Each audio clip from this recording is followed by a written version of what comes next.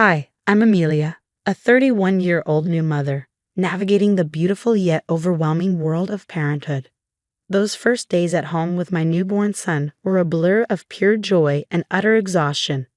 While he filled our lives with happiness, the physical toll of childbirth was more challenging than I had expected. The house was in chaos, laundry was stacked up, and the dishes never seemed to leave the sink. One afternoon, as I was desperately trying to calm my crying baby, the doorbell rang. It was Linda, my mother-in-law, dropping by unannounced. Her eyes quickly scanned the cluttered living room, and I could sense a mix of concern and disapproval settle on her face. "I thought I'd stop by to see how you're managing, dear," Linda said, stepping over a stray baby toy. "Tom mentioned you might need some help." "Thanks, Linda. Things are a bit hectic, but we're managing," I said, doing my best to hide the strain in my voice. Linda moved into the kitchen, where the clatter of dirty dishes seemed to echo my stress. "It looks like you need more than just a little help," she said, her tone sharp. "This place is a mess. Is this how you plan to raise my grandson?" Her words cut deep, and the weight of her judgment pressed heavily on my already fragile spirit. "I'm doing the best I can," I replied defensively, clutching my son a bit tighter. Linda let out a long sigh. "Amelia, being a mother is about getting your priorities straight. Right now, it seems like you haven't prioritized anything at all."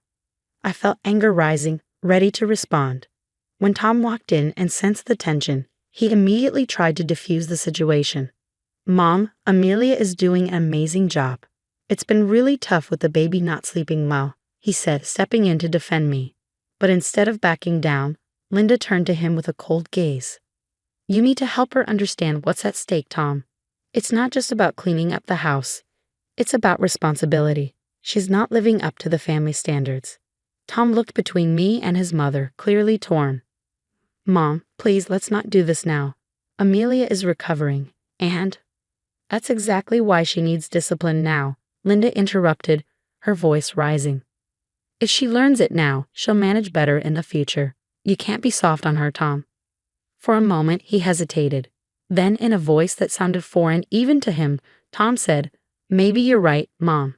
Maybe Amelia needs to learn the hard way." "Exactly," Linda nodded, pushing him gently but firmly toward me. "Show her that this behavior won't be tolerated." I barely had time to register what was happening before Tom's hand struck my cheek. The sharp crack echoed through the room, a horrifying sound that marked the line that had just been crossed. I held our son close, his cries blending with the pounding of my heart. "Tom, what are you doing?" I choked out through the tears, the sting of the slap far less painful than the betrayal that accompanied it. "This is for your own good, Amelia. You need to learn," Tom said, his voice hollow, eyes refusing to meet mine. The room fell silent, save for the soft whimpers of our son. Tom glanced at me, his face betraying a mixture of frustration and regret, but the damage had already been done. Linda stood firm, her expression unreadable, yet her presence unwavering in its silent approval. What should have been a supportive visit had morphed into a brutal attack on my worth as a mother and as a person. As Linda prepared to leave, she whispered something to Tom at the door. I couldn't catch it, but his troubled expression told me it wasn't words of comfort. That night, as I rocked my son to sleep, the dread that had settled over me felt suffocating. What was supposed to be a supportive family structure felt more like a tribunal, with me as the defendant on trial. As I soothed both my son and my stinging cheek, clarity began to form. This couldn't go on. Something had to change. The chaos was overwhelming, and I knew I needed a plan, a way out, not just for my safety, but for the well-being of my little boy. The house that once felt like a home now felt like a trap, set by the very people who were supposed to love and protect us. The night after Tom slapped me, manipulated by his mother Linda, I couldn't bring myself to sleep next to him. With my baby in my arms, I retreated to the nursery, the only place that had been a refuge for us in recent weeks. As I rocked my son to sleep, the events of the day played on a loop in my mind, each pass sharpening the pain and betrayal. I knew I couldn't stay. The next morning, while Tom was at work and Linda was likely in her own world, I made the call. Jessica answered on the second ring. "Jess, it's me." "I need that help you offered," I said, my voice wavering between fear and determination. "Say no more, Amelia. I'll be there today with my truck. We can store your things at my place until you figure out what's next." Jessica replied, her voice steady and reassuring. The plan was simple, but it came with risks. I would pack what I could during the day, just the essentials for my son and me. Jessica would help me move everything in the evening, before Tom came home from work. I knew I couldn't face him. If I did, he might sway me with apologies or, worse, Linda might influence him again. As I packed, every tiny outfit and baby toy felt weighted with memories and what-ifs. But the echo of Tom's slap and the cold, calculating look in Linda's eyes were all the reminders I needed that staying was no longer an option. By late afternoon, most of our things were boxed up and stashed in the garage. Just as the sun began to dip, Jessica arrived, her presence a beacon of hope in one of the darkest moments of my life. "Ready?" she asked, taking in the scene, my life reduced to boxes and bags. "As ready as I'll ever be," I replied, my heart heavy but resolute. Holding my son a little tighter. We worked quickly, loading the truck with the efficiency and speed of a well-practiced team. The nursery, my sanctuary, was the last room I cleared. I took a moment there, a silent goodbye to the life I had once dreamed of building with Tom. As we drove away, I watched the house shrink in the rearview mirror, a chapter closing with a heavy yet hopeful heart. My baby slept peacefully in his seat, unaware of the change, but finally safe. This was the first night of our new life, one where fear and manipulation no longer had any place. Safe at Jessica's, the contrast between the peace I found there and the oppressive atmosphere of my own home only strengthened my resolve. It wasn't just about escaping. It was about making sure that Tom and Linda couldn't twist the narrative, couldn't hurt anyone else the way they had hurt me. I began planning, not just for my safety, but to expose the truth. I reached out to family and friends under the guise of catching up, subtly recording our conversations whenever Linda or Tom's behavior came up. Some were hesitant to speak openly, but many hadn't realized the extent of Linda's manipulation or Tom's submission to her. Over the next few weeks, I collected text messages, voicemails, and recorded calls, each piece building a clearer picture of their control. The most damning piece of evidence came when I managed to capture a video of Linda coaching Tom on how to handle me, using words that revealed her true intentions. This was about control, not concern. With everything in place, I chose the perfect moment for confrontation, a family gathering hosted by Tom's sister for her anniversary. It was a neutral space with enough family members present, some of whom had already quietly expressed discomfort with Linda's dominance in the family dynamics. On the day of the gathering, my nerves were stretched taut. I arrived with Jessica by my side, her presence a source of strength as I prepared to face them. The murmurs of greeting were distant and uneasy. Everyone could sense the tension. Tom and Linda's recent domestic issues had rippled through the family, leaving a quiet unease even among the most distant relatives. After the initial pleasantries, I knew the time was coming. I stood up, my hands trembling, but my voice steady. "I have something important to share with all of you today," I began, feeling every eye in the room lock onto me. "It's about Tom and his mother, Linda, and how their actions have not only affected me and my son, but the entire family." Tom, looking shocked and a bit panicked, tried to cut me off. "Amelia, let's not do this here," he said, his voice strained. But I pressed forward, pulling out my phone. "This is not just a personal matter," I said as I connected my phone to the Bluetooth speaker. The room grew silent, thick with tension, as the recordings played. Linda's sharp commands, Tom's hesitant compliance, and their plotting to correct my behavior echoed through the room. The reactions around me shifted from surprise to disgust. Tom's aunt, who had always been kind to me, looked especially betrayed. "Is this true, Linda? Were you forcing Tom to do these things?" she demanded. Linda's face contorted with fury and panic as she tried to deflect. "These are taken out of context," she snapped, but her words sounded hollow. Then Tom's cousin, who had been quiet until now, stood up. "No, they're not.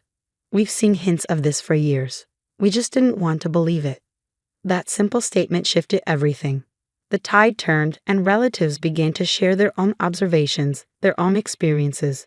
Piece by piece, they revealed the portrait of a woman who had manipulated her family for years, hiding behind the guise of a concerned matriarch. Tom sat there, pale and silent, finally realizing the extent of the web his mother had woven around him. As the family meeting dissolved into a heated discussion about Linda's influence, I felt a weight lift off my shoulders. The truth was out, not just for me, but for everyone to see. When the storm of confrontation finally calmed, the room was left with a somber realization. Tom's family, long under Linda's sway, now saw her manipulations for what they truly were. The collective shock was palpable, and the discomfort in the room was undeniable as everyone began to process just how deeply Linda's control had burrowed into their lives. For me, the decision to leave Tom, though painful, was necessary. As the family gathering slowly dispersed, I felt the finality of my choice settle in. I gathered my son, who remained blissfully unaware of the turmoil that had just unfolded. With one last look at the family home, I turned and walked away, knowing that this chapter had finally come to an end. I stepped into the unknown, feeling both a sense of loss and a growing resolve. Tom watched us leave, a mixture of sorrow and resignation in his eyes. His voice, once so familiar, now seemed like a distant echo as he whispered a weak goodbye. Linda, on the other hand, faced a much harsher reality. The family she had so tightly controlled had turned their backs on her, each member grappling with feelings of betrayal and misplaced trust. The blame for the family's unraveling rested squarely on her shoulders. Her attempts to regain control fell on deaf ears. Too much had been revealed, and the collective testimony at the gathering was impossible to ignore. In the weeks that followed, Tom reached out, his messages a mix of apologies, pleas for understanding, and promises of change. But the memory of his hand raised against me, the echo of Linda's influence guiding his actions, were barriers too high to overcome. The trust between us was shattered, and with it, the foundation of our marriage. I found refuge in a small apartment, far from the neighborhood I once called home. It was a place where no one knew my story, a place where I could start over. Jessica remained my rock, helping me navigate this new phase of life. My days became filled with the simple routines of caring for my son and rebuilding a world free from the shadows of the past. The healing process was slow and often painful. There were days when the weight of everything that had happened threatened to overwhelm me, but the freedom to make choices without fear of manipulation or abuse was a powerful motivator. I started therapy, joined support groups for single mothers, and gradually, the pieces of my old self began to come back together, forming someone stronger, more resilient. My son's laughter became my anchor, and his milestones, first steps, first words, were beacons of hope, guiding me forward. As he grew, so did my confidence in our future. I was building a life on my terms, and slowly the pain of the past began to lose its grip. Months turned into a year, and one evening, as I put my son to bed in our cozy living room, filled with his drawings and toys, I reflected on the journey. The pain of the past was still there, but it was now a faint shadow, dwarfed by the light of new beginnings. The support of friends and the unconditional love of my son had woven a safety net strong enough to catch me on the days I faltered. Sitting down with a cup of tea, I felt ready to share my story. I started a blog, a space where I could speak openly about my experiences, connect with others who might be fighting their own battles against manipulation and abuse. Each post was a step away from the victim I had been and a step closer to the advocate I was becoming. As my story of resilience and courage comes to a close, I want to leave you with a question. Do you believe it's possible to fully break free from manipulative family dynamics, or do the shadows of such relationships linger in our lives forever? Share your thoughts and experiences in the comments. I would love to hear your perspective. The envelope sat on my kitchen counter like a ticking bomb. No return address, just my name written in neat block letters. I'd found it mixed in with the usual bills and junk mail, but something about it made my stomach clench. My name is Margot, and until that moment, I thought I had everything figured out. Successful furniture business, beautiful 5-year-old twin daughters, and a husband who, despite his occasional moodiness, seemed devoted to our family. Funny how one piece of paper can shatter your whole reality. I waited until Sophie and Lily were absorbed in their afternoon cartoons before opening it. My hands trembled slightly as I slid my finger under the flap. A single photograph fell onto the counter, face down. There was a note too, typed in plain text, "Thought you should know what your husband does on his business trips to Chicago." The photo showed Liam sitting at a dimly lit restaurant, leaning close to a woman I'd never seen before. Her hand rested on his arm, fingers curled intimately around his wrist. The timestamp in the corner was from 3 weeks ago, when he'd told me he was closing a major real estate deal. Mommy, can we have apple slices? Sophie's voice made me jump. I quickly stuffed the photo and note back into the envelope, forcing a smile. Of course, sweetie. Go back to watching TV with your sister. I'll bring them in a minute. My phone buzzed, speaking of the devil. Liam's text read, stuck in traffic. Don't wait up for dinner. I stared at his message, remembering how he'd been stuck in traffic a lot lately. The signs had been there, late nights at the office, mysterious phone calls he'd take outside, the way he'd grown distant over the past few months. I'd brushed it all off, telling myself I was being paranoid. The girls' laughter drifted in from the living room, and my chest tightened. They were too young to understand why Daddy wasn't home for dinner again. Too innocent to know that their perfect little world might be built on lies.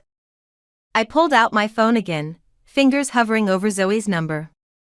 My best friend would tell me to confront him immediately, demand answers. But something held me back. If Liam was hiding this, what else didn't I know? The doorbell rang, making me flinch. Through the peephole, I saw Helen, my mother-in-law, standing there with her usual rigid posture.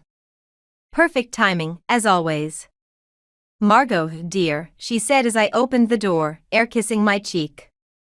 I was in the neighborhood and thought I'd stop by to see my granddaughters. Her eyes swept past me, searching the house. Is Liam home? Traffic, I said shortly, watching her face for any reaction. Did she know? Had she always known? Again? She clicked her tongue. That boy works too hard. But then, the Donovan men have always been dedicated providers.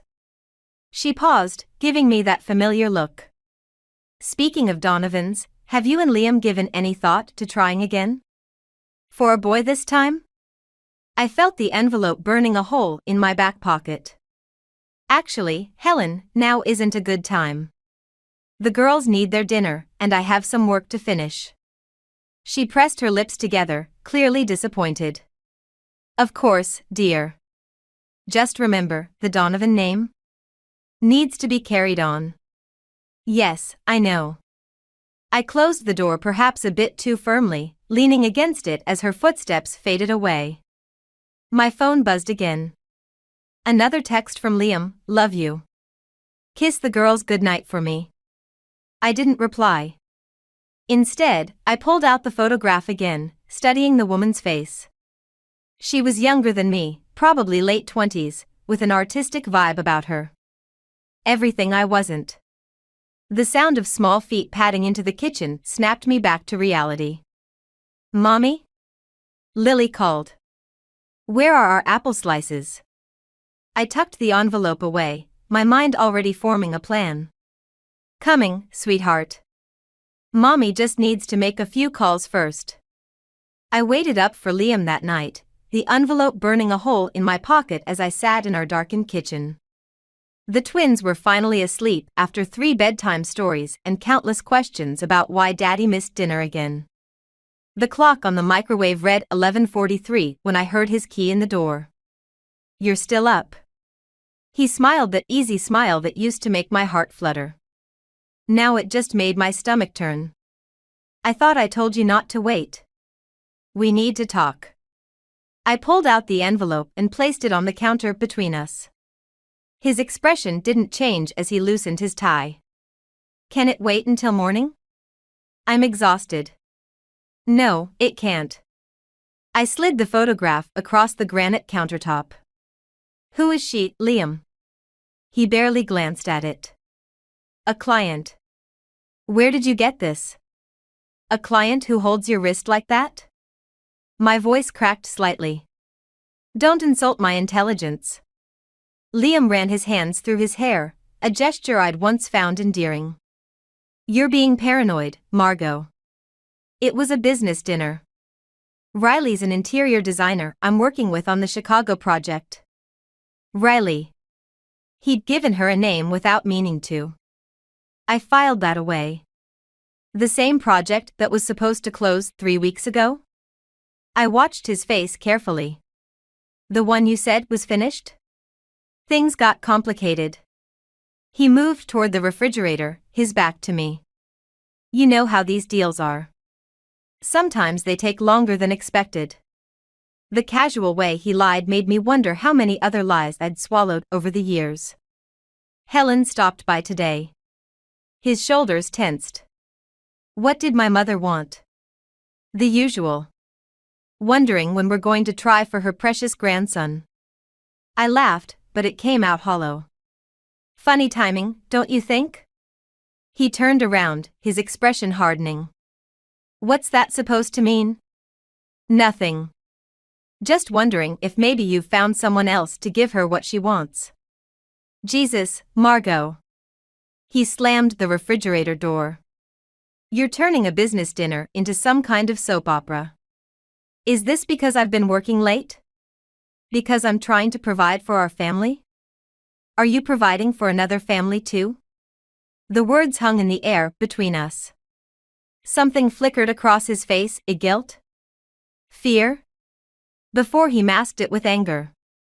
I'm not having this conversation. He grabbed his keys. You're clearly not thinking straight. Where are you going? To a hotel. Call me when you're ready to be rational. I followed him to the front door. The girls will ask where you are in the morning. He paused, hand on the doorknob. Tell them. Tell them Daddy had an early meeting. Another lie to add to the pile? He didn't answer, just walked out into the night. I watched through the window as his car disappeared down our quiet suburban street. My phone buzzed. A text from Zoe, everything okay? You've been quiet all day. I started typing, deleted it, started again. How do you tell your best friend your marriage might be imploding? Before I could decide, another text came through from an unknown number. Ask him about the money. A friend. My hands shook as I read it twice, 3 times. The money? What money? Upstairs, I heard small footsteps. Mommy? Sophie stood at the top of the stairs in her unicorn pajamas, clutching her stuffed rabbit. I heard voices. Where's Daddy? I climbed the stairs and scooped her up, breathing in her sweet, clean scent. Daddy had to go to work early, sweetheart. Let's get you back to bed. But it's nighttime, she mumbled against my shoulder. I know, baby. I know. After tucking her back in beside her sleeping sister, I sat at my desk and opened my laptop. If Liam was hiding something about money, there would be a trail. I just had to find it. The anonymous texter was right about one thing: this wasn't just about the woman in the photo. Something bigger was going on, and I was done being the trusting wife who looked the other way. 3 days of digging through bank statements and credit card bills left me with a migraine and a horrifying discovery. Our joint savings account, which should have held over $200,000, was nearly empty. The money had been bleeding out slowly over the past year, $5,000 here, $10,000 there, always in cash withdrawals. I was staring at the statements spread across my home office desk when Zoe walked in, carrying 2 cups of coffee. The girls are watching Frozen for the millionth time, she said, setting a cup beside me. Now, what's so urgent that I had to come over at 8 in the morning? I wordlessly pushed the bank statements toward her. Her eyes widened as she scanned the numbers. Holy shit, Margot. Where's all this money going? I don't know. My voice sounded hollow even to my own ears. But look at the pattern. The withdrawals always happen within days of his business trips to Chicago. Zoe sat down heavily. Have you confronted him? He came home last night, grabbed some clothes, and left again. Says he needs space until I calm down about the photo. I laughed bitterly. He doesn't know I've found this yet. My phone buzzed, another text from the unknown number. Check the safe in his office. Code is his mother's birthday. Who keeps texting you? Zoe peered at my phone. I don't know, but they've been right so far. I stood up. Watch the girls? I need to check something. Liam's home office was immaculate, as always. The safe was hidden behind a framed photo of our wedding day. My hands shook as I entered Helen's birthday, 0-6-1-9-6-3. The safe clicked open. Inside, I found a stack of papers that made my blood run cold. Loan agreements from places I'd never heard of. IOUs. A letter from something called Golden Palace Casino warning about outstanding debts. Find anything? Zoe appeared in the doorway. He's gambling. The papers trembled in my hands. He's gambling away our savings, Zoe. The girls' college fund. The doorbell rang, making us both jump. Through the office window, I saw Helen's Mercedes in our driveway. Perfect timing, Zoe muttered. I shoved the papers back into the safe and hurried downstairs. Helen stood on our doorstep, looking more disheveled than I'd ever seen her. "Where is he?" she demanded, pushing past me into the house. "He's not here." "What's wrong?" "Don't play dumb, Margot. George got a call from the bank this morning. Liam tried to take out a loan against their house." "Their house?" Her voice rose hysterically. "What has he done?" The twins appeared in the living room doorway, drawn by the commotion. Zoe quickly shepherded them back to their movie. "Helen, I think you should sit down." "I will not sit down. This is your fault. If you'd given him a son like I asked, he wouldn't be acting out like this." Something snapped inside me. Acting out? Your precious son has gambled away our savings and is trying to steal from his own parents. But sure, blame me for not producing a male heir. Helen's face went white. "You're lying." I stormed to the office and returned with the papers from the safe, throwing them on the coffee table. "Am I?" As Helen sank onto the couch, my phone buzzed again. This time it was Liam. "We need to talk. Meeting Riley for lunch at Marino's. Come if you want the truth." My hands clenched around the phone. Riley. The woman from the photo. He was actually asking me to meet his mistress? "What is it?" Zoe asked, returning from checking on the girls. "He wants me to meet him." And her. I looked at Helen, still staring shell-shocked at the evidence of her son's deception. "You know what? I think I will." "Margot, wait," Zoe started. "No. I'm done waiting." I grabbed my keys. "Stay with the girls? This won't take long." As I drove toward Marino's, another text came through from my anonymous informant. "Be careful. There's more at stake than you know." I gripped the steering wheel tighter. Whatever truth waited for me at that restaurant, I was ready for it. Or at least, I thought I was. Marino's was packed with the lunch crowd when I arrived. I spotted them immediately, Liam and the woman from the photo, sitting at a corner booth. She was even prettier in person, with an artistic flair that made my designer clothes feel suddenly stuffy and conventional. Riley stood as I approached, extending her hand.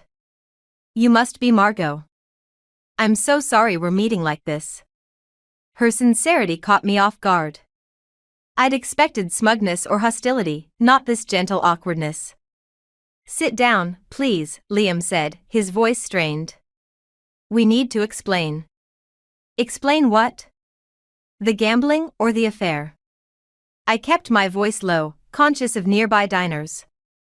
"Or maybe how you tried to take out a loan against your parents' house?" Riley's head snapped toward Liam. "What? You said the money was for our gallery." "Our gallery." The words hit me like a slap. "It is," Liam insisted, reaching for her hand. "Margot, you don't understand. Riley and I have been planning to open an art gallery," she finished, pulling her hand away from his. "With the investment money he promised." I laughed, the sound harsh and foreign. "Investment money? Is that what he called it?" "Liam said he was investing his own money," Riley said slowly. "From his real estate deals." "There are no real estate deals." I pulled out the casino documents, sliding them across the table. Just gambling debts and empty accounts. Riley's face went pale as she read. These dates. This is when you said you were meeting investors in Chicago. I can explain everything, Liam started, but his phone buzzed. He glanced at it and his face went ashen. What now? I demanded. Nothing. Just work. He shoved the phone in his pocket, but not before I caught a glimpse of the text, payment due today or we go to the police. Show me the phone, Liam. This is ridiculous. I came here to explain about Riley, not to. The phone. My voice was steel. Now. A tense moment passed before he handed it over. The text was from someone named Marcus, last chance. Payment due today or we go to the police about the forged documents. What forged documents? Riley asked. Liam put his head in his hands. The loan applications. I used Dad's signature. The pieces clicked into place. That's why Helen came over. The bank called them about a loan they never applied for. I was desperate, Liam said. The casino was threatening to expose everything. I just needed time to make it right. By stealing from your parents? From our daughter's future? Riley stood abruptly, gathering her things. I can't. I need to go. Riley, wait, Liam reached for her, but she jerked away. Don't contact me again. She turned to me.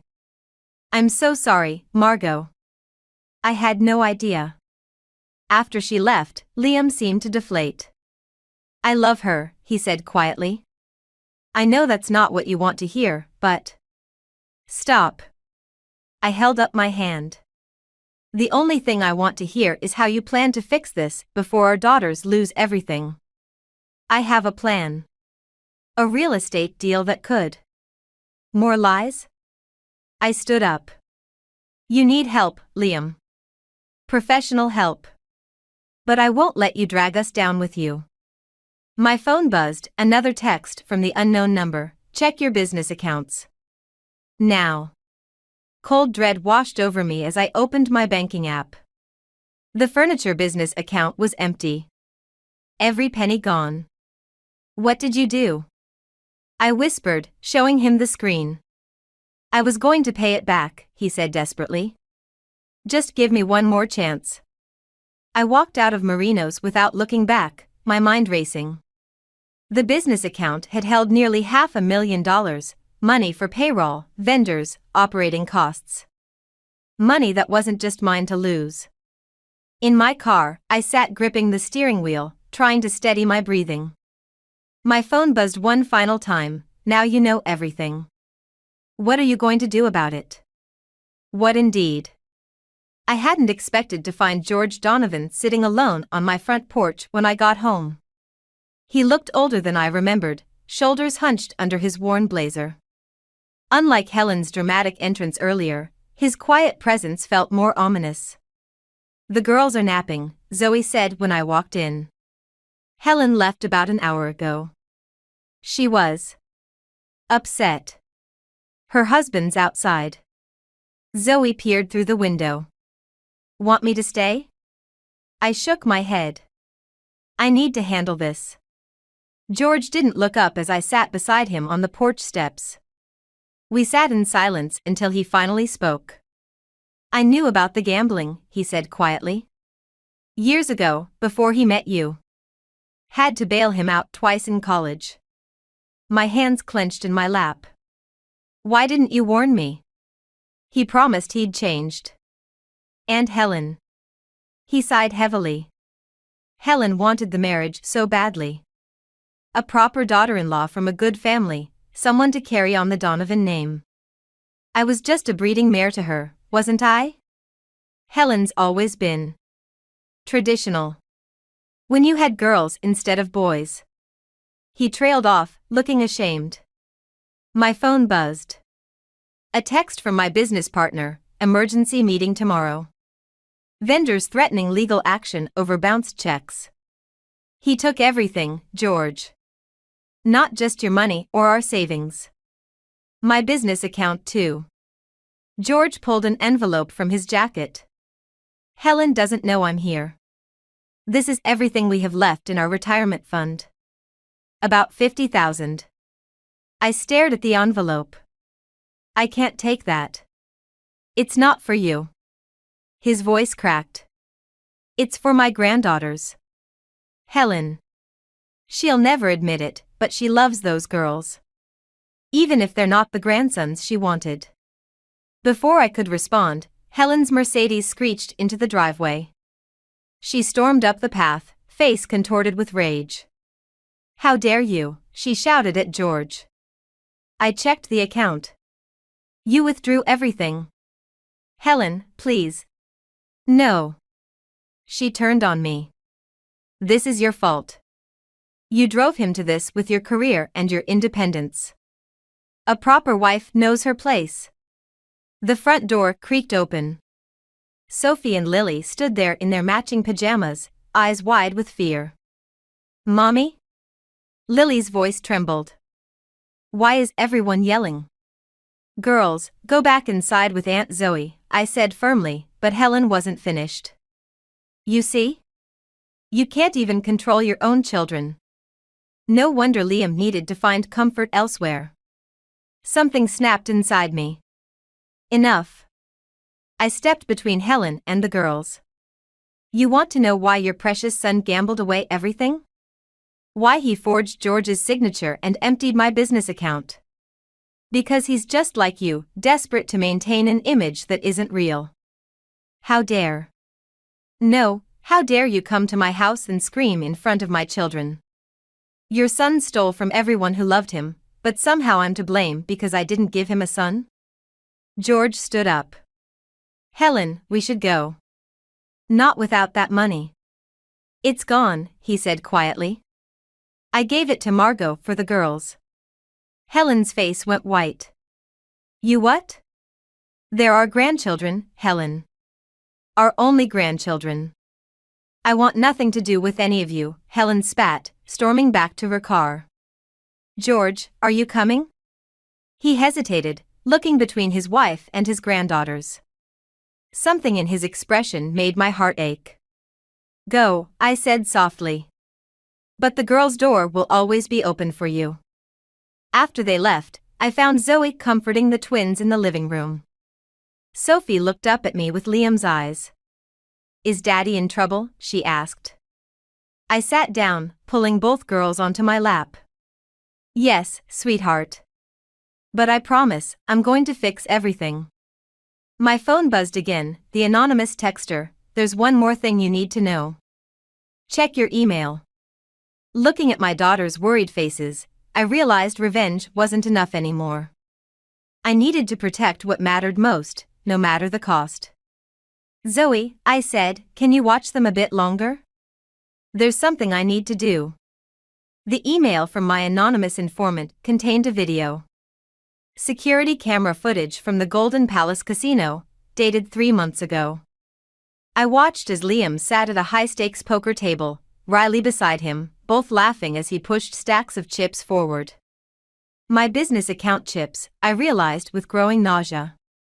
But it was the next clip that stopped my breath. Liam in a heated argument with a man in an expensive suit, Riley trying to pull him away. The timestamp matched the night of our daughter's 5th birthday party, the party he'd missed because of a work emergency. My phone rang. Riley's number. I need to see you, she said without preamble. There's something you should know. We met at a small coffee shop across town. Riley looked different, harder somehow, her artistic whimsy replaced by something darker. I'm pregnant, she said as soon as I sat down. And before you say anything, I didn't know about you or the girls when it started. I swear. The world tilted sideways. How far along? 4 months. She pushed a folder across the table. But that's not why I called. These are copies of everything, the loans, the gambling debts, the threats. I've been keeping records. Why? Because I realized he was playing us both. The gallery was never real, it was just a way to explain where the money was going. She laughed bitterly. I thought I was helping him invest in our future. Instead, I was helping him launder money from your business. My phone buzzed. A text from Zoe, "Where are you?" "Liam's here. He's drunk and demanding to see the girls." "I have to go," I stood up quickly. "My daughters." "There's one more thing." Riley grabbed my arm. "The man from the casino? He's coming for his money tonight. All of it." I rushed home to find Liam on my front lawn, shouting at my locked door while Zoe tried to reason with him. "Where are my daughters?" he slurred when he saw me. "Safe. Away from you. I'd asked my parents to take them for the night, thank God. You can't keep them from me. I'm their father. The father who stole their college fund for poker chips?" I held up my phone, showing the casino footage. "Or the father who missed their birthday to get in deeper with loan sharks?" He lunged for my phone, but Zoe stepped between us. "Leave, Liam, before I call the police." "Go ahead." He spread his arms wide, laughing manically. "Call them. Tell them how she's keeping my children from me. Tell them." A black SUV pulled up, and two men in suits stepped out. My blood ran cold as I recognized one from the casino video. "Mr. Donovan," the larger man said smoothly. "We need to discuss payment." Liam's face went ash white. "Marcus, please. I just need more time." "Time's up." Marcus nodded to his companion, who opened the SUV's back door. "Either we get our money now, or we take a ride to discuss alternatives." "I can get it," Liam said desperately. "Margot, the retirement money your father-in-law gave you is gone," I lied, thinking of the envelope hidden in my desk. "I've already used it to save my business." "You bitch." He lunged at me again, but Marcus's partner caught him. "Wrong answer," Marcus said. "Let's go, Mr. Donovan." As they forced Liam into the SUV, he shouted, "This isn't over. Those are my daughters too." The SUV disappeared into the night, leaving me shaking on my front lawn. "Jesus, Margot," Zoe whispered. "What are you going to do?" My phone buzzed one final time. The anonymous texter, "Now you have a choice. Save him with George's money, or save your daughter's future. Choose wisely." I stared at the message, remembering Sophie and Lily's faces when they asked why Daddy missed their birthday.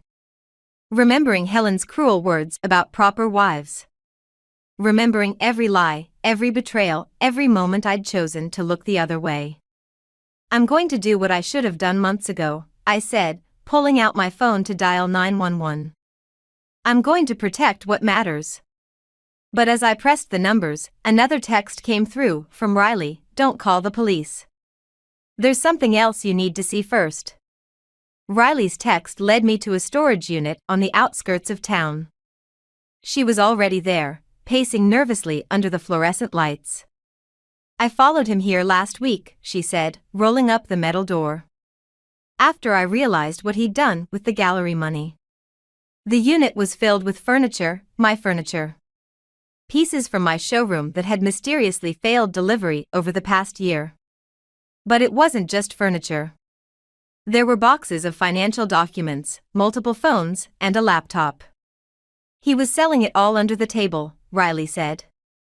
"The furniture, the gallery scheme, the gambling, it was all connected. Marcus isn't just a loan shark. He's part of something bigger." I picked up one of the phones. "That's why you've been sending me anonymous texts."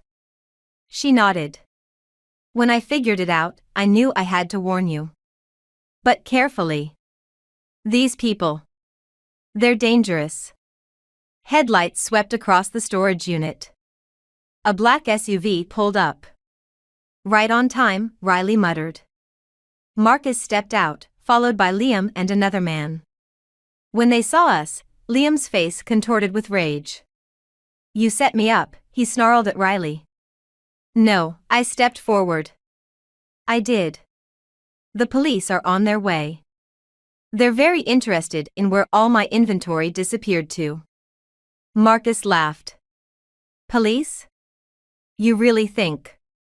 I think the FBI is even more interested, I cut in, holding up my phone. Especially in your money laundering operation. My anonymous friend here has been very helpful with documentation. You stupid bitch, Liam lunged forward, but Marcus held him back. The money, Marcus said calmly. Where is it? Gone. Every penny you thought you could squeeze out of my business is gone. I met his eyes. I transferred it all back this morning. Turns out my bank was very understanding about fraud. You're lying. Check your accounts, Riley said. I helped her trace everything through the gallery records. It's over, Liam. Sirens wailed in the distance. Marcus's calm facade cracked. Get in the car, he ordered Liam. Now. No. Liam's voice shook. Margot, please. Think about the girls. They need their father. They need security and truth, I said. Two things you never gave them. He reached into his jacket. I'm not going to prison. Everything happened at once.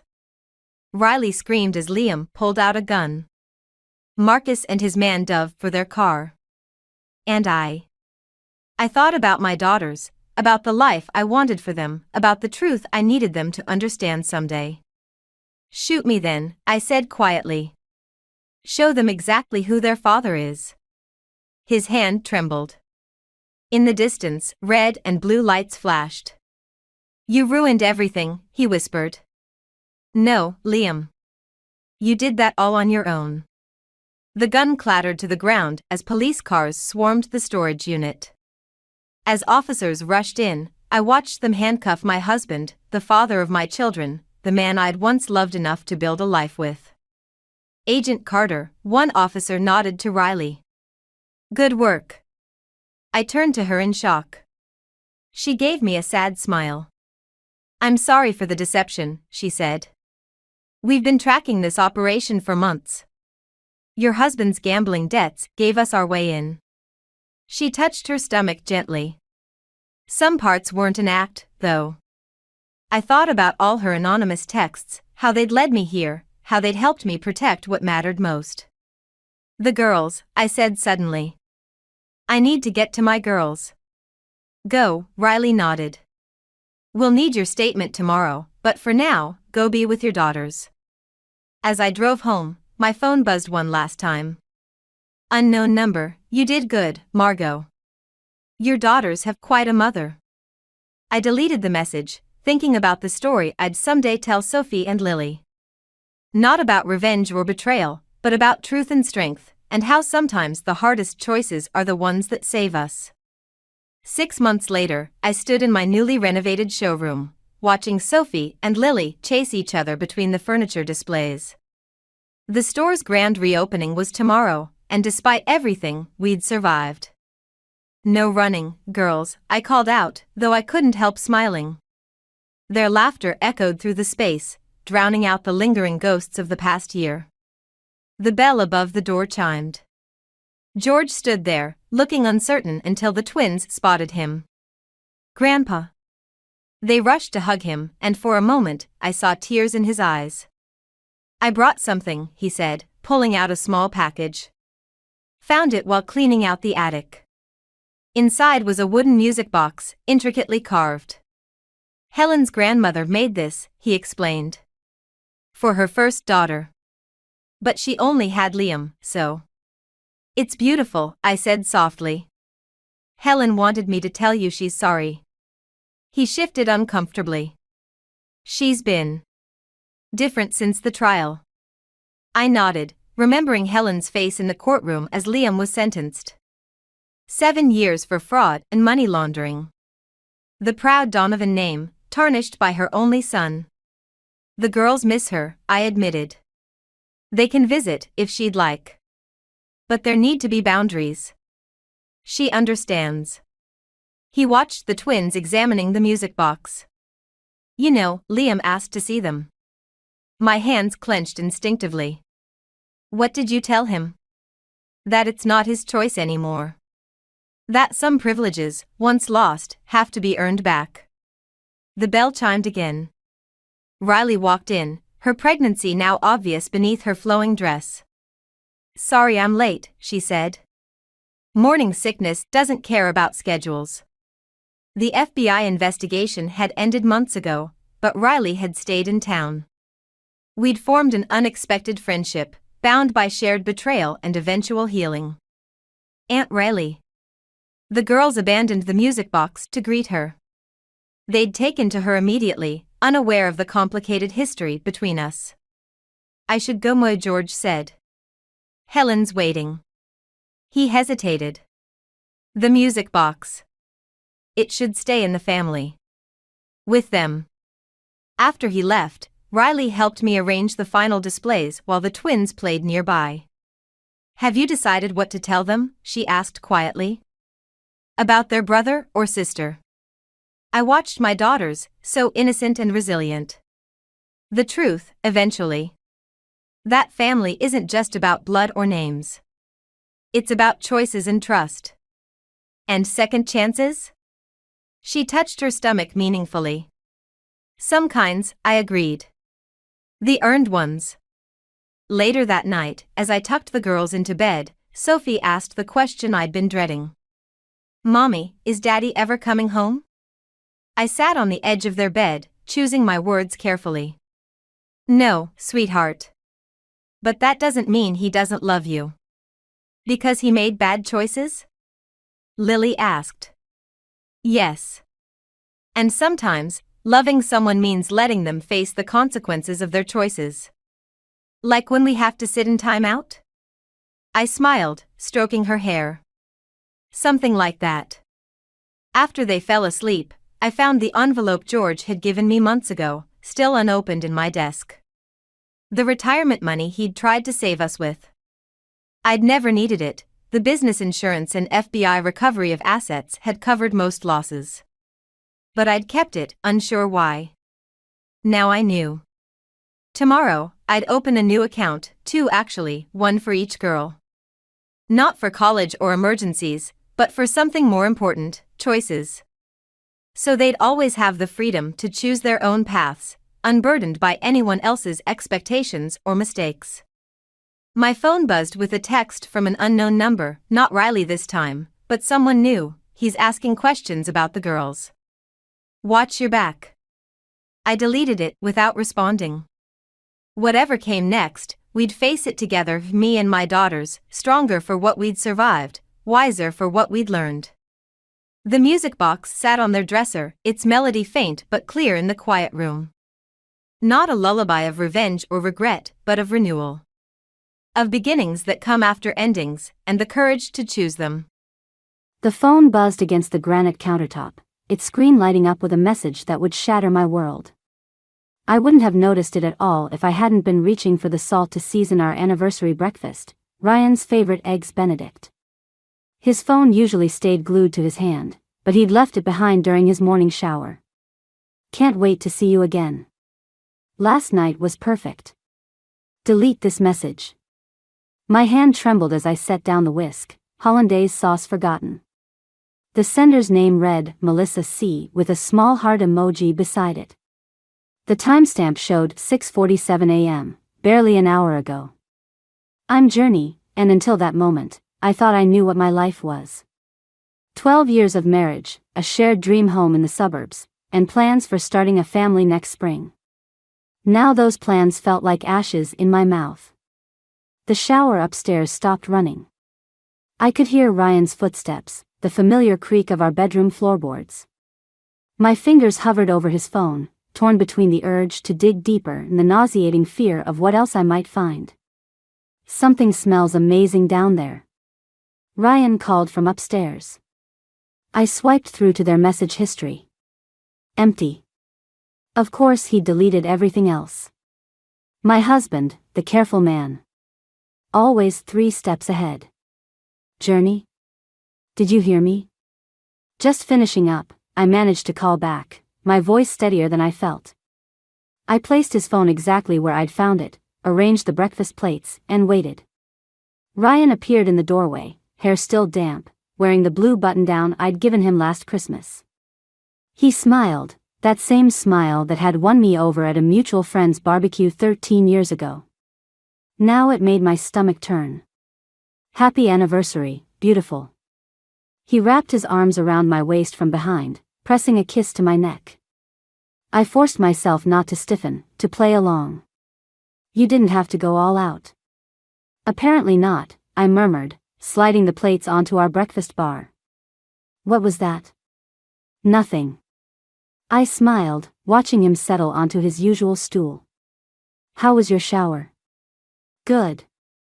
Quick. He picked up his fork, then frowned at his phone. Did this light up while I was upstairs? Did it? I took a sip of coffee, studying him over the rim of my mug. I didn't notice. Ryan checked his messages, his expression never changing. 12 years together, and I'd never noticed how good he was at keeping his face neutral. What else had I missed? Work stuff, he said, tucking the phone into his pocket. You know how it is. Do I? He paused, fork halfway to his mouth. Everything okay? Who's Melissa? The words escaped before I could stop them, sharp and bitter as the coffee growing cold in my cup. The fork clattered against his plate. Just for a second, panic flashed across his face before that practiced calm returned. A new client. Why? A client who texts you at dawn about perfect nights? My voice didn't even sound like my own anymore. A client who needs you to delete their messages? Journey, I can explain. Please do. I pushed my untouched plate away. Explain how long you've been sleeping with her. Explain why you chose our anniversary morning to be careless enough to leave evidence. Explain how many other perfect nights there have been while I was here, planning our future. It's not what you think. He reached for my hand. I pulled away. Don't. The room felt too small suddenly, the kitchen island between us not nearly wide enough. Don't you dare try to touch me right now. We should talk about this. His tone turned placating, the same voice he used on difficult clients. You're jumping to conclusions. I stood up, my chair scraping against the hardwood floor. You're right. We should talk. Maybe we can start with how you'll explain this to your mother at dinner tonight. The color drained from his face. You wouldn't. Wouldn't I? I headed for the stairs, leaving him with his perfect eggs Benedict and his imperfect lies. Happy anniversary, Ryan. I hope she was worth it. The Parker family dining room had always felt warm and inviting, but tonight the air was thick with unspoken accusations. I watched Lena fuss over the table settings, straightening the silverware for the third time while Dylan nursed his scotch in silence. Ryan hadn't arrived yet, probably crafting the perfect excuse for his bandaged hand and the dent in his precious Mercedes. Journey, dear, Lena's voice wavered slightly. Are you sure Ryan said he'd be here? It's not like him to be late to family dinner. I took another sip of wine, letting the bitter taste linger. Oh, he'll be here. He knows what's at stake. The doorbell rang, and Dylan set down his glass with a heavy thud. I'll get it. But it wasn't Ryan at the door. Instead, Chloe burst in, her face flushed with anger. I came as soon as I got your text. That lying piece of. Chloe, I cut her off, glancing meaningfully at Lena. Thank you for coming. I thought I might need a friend tonight. Understanding flickered across her face. She squeezed my hand as she sat beside me, while Lena's worried gaze darted between us. Is something wrong? Lena asked. Did something happen with Ryan's accident? The front door opened again before I could answer. Ryan stepped in, his right hand wrapped in gauze, his usual confidence dimmed. He froze when he saw Chloe. What's she doing here? Supporting her friend, Chloe replied coldly. Someone has to. Dylan cleared his throat. Son, what happened to your hand? Car accident, Ryan said quickly. Minor fender bender. Journey, can we talk privately? No. I smiled, the same practiced smile he'd perfected over years of deception. Actually, I think we should all hear about your accident. Especially the part about Melissa. Lena's fork clattered against her plate. Who's Melissa? Nobody, Ryan snapped. A client. Journey's upset over nothing. Nothing? I pulled out my phone, pulled up the photo Chloe had sent me an hour ago. Is that why you wrapped your car around a tree outside her apartment building at midnight? While your wife was sleeping at home? On our anniversary? The color drained from Ryan's face as I turned the screen toward his parents. The timestamp on the traffic camera photo was clear, 12:17 a.m. The Mercedes, the tree, and a woman in a red dress hurrying away from the scene. Ryan James Parker, Lena whispered, her voice breaking. Tell me this isn't what it looks like. It's complicated, he started, but Dylan cut him off. Complicated? Dylan's quiet voice carried more disappointment than anger. Son, there's nothing complicated about betraying your wife. You don't understand, Ryan insisted. Melissa's not just, there are things happening at work. At work? I laughed, the sound sharp and hollow. Is that what you call it? Because her message this morning seemed pretty clear about where the real work was happening. Chloe's hand tightened around mine as Ryan's facade finally cracked. You had no right to go through my phone. And you had no right to throw away 12 years of marriage for someone who left you bleeding in your car. The words exploded out of me. All the pain and rage I'd been containing since morning bursting free. I didn't, he stopped, swallowed hard. It wasn't supposed to happen like this. No. I stood up, my chair scraping against the hardwood. How was it supposed to happen, Ryan? Were you going to wait until after we started trying for that baby we talked about? Or maybe after I invested my inheritance in your new business venture? Lena gasped softly, and I saw the moment Ryan realized he'd lost not just me, but his parents too. Journey, please, he reached for me, but Chloe stepped between us. Don't you dare touch her. This isn't your business, he snarled at her. Actually, I pulled out another envelope, it is. Because while you were busy with Melissa, Chloe was helping me document everything. The late-night meetings, the mysterious withdrawals from our joint account, the calls from unknown numbers. I dropped the envelope on the table. Happy anniversary, darling. I filed for divorce this afternoon. The silence that followed was deafening. Dylan stood up first, walking to the liquor cabinet for another scotch. Lena dabbed at her eyes with a napkin. And Ryan just stood there, finally speechless, as his carefully constructed world began to crumble. Mom, Dad, I said softly, gathering my purse. I'm sorry you had to find out this way. But I thought you deserved the truth. I headed for the door, Chloe right beside me. And Ryan? Melissa says she's sorry about your hand. But not sorry enough to stick around when the cops showed up. I stood in our bedroom, my bedroom now, staring at the photograph that had slipped from between the pages of Ryan's leather planner. The image was like a knife to the chest, Ryan and Melissa at some rooftop bar, his arm around her waist, both laughing at something beyond the frame. The city lights sparkled behind them like stars, mocking the darkness spreading through my chest. The date stamp in the corner read 3 months ago. Our anniversary dinner at La Maison. The night he'd claimed he had to leave early for an emergency client meeting. My phone buzzed. Another message from Ryan, please come home. We can fix this. Home. I looked around at the carefully curated space we'd built together, the antique dresser we'd found at that estate sale in Vermont. The abstract painting from our honeymoon in Barcelona. Every piece held a memory, and every memory now felt tainted. The doorbell rang, startling me from my thoughts. Through the window, I spotted Chloe's car in the driveway. But there was someone else with her, a slim woman with dark hair who looked vaguely familiar. Journey? Chloe called from downstairs. You need to hear this. I tucked the photograph into my pocket and headed down.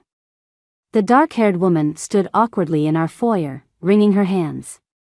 This is Olivia, Chloe said. Melissa's sister. My body went rigid. Get out. Please, Olivia stepped forward. I'm not here for Melissa.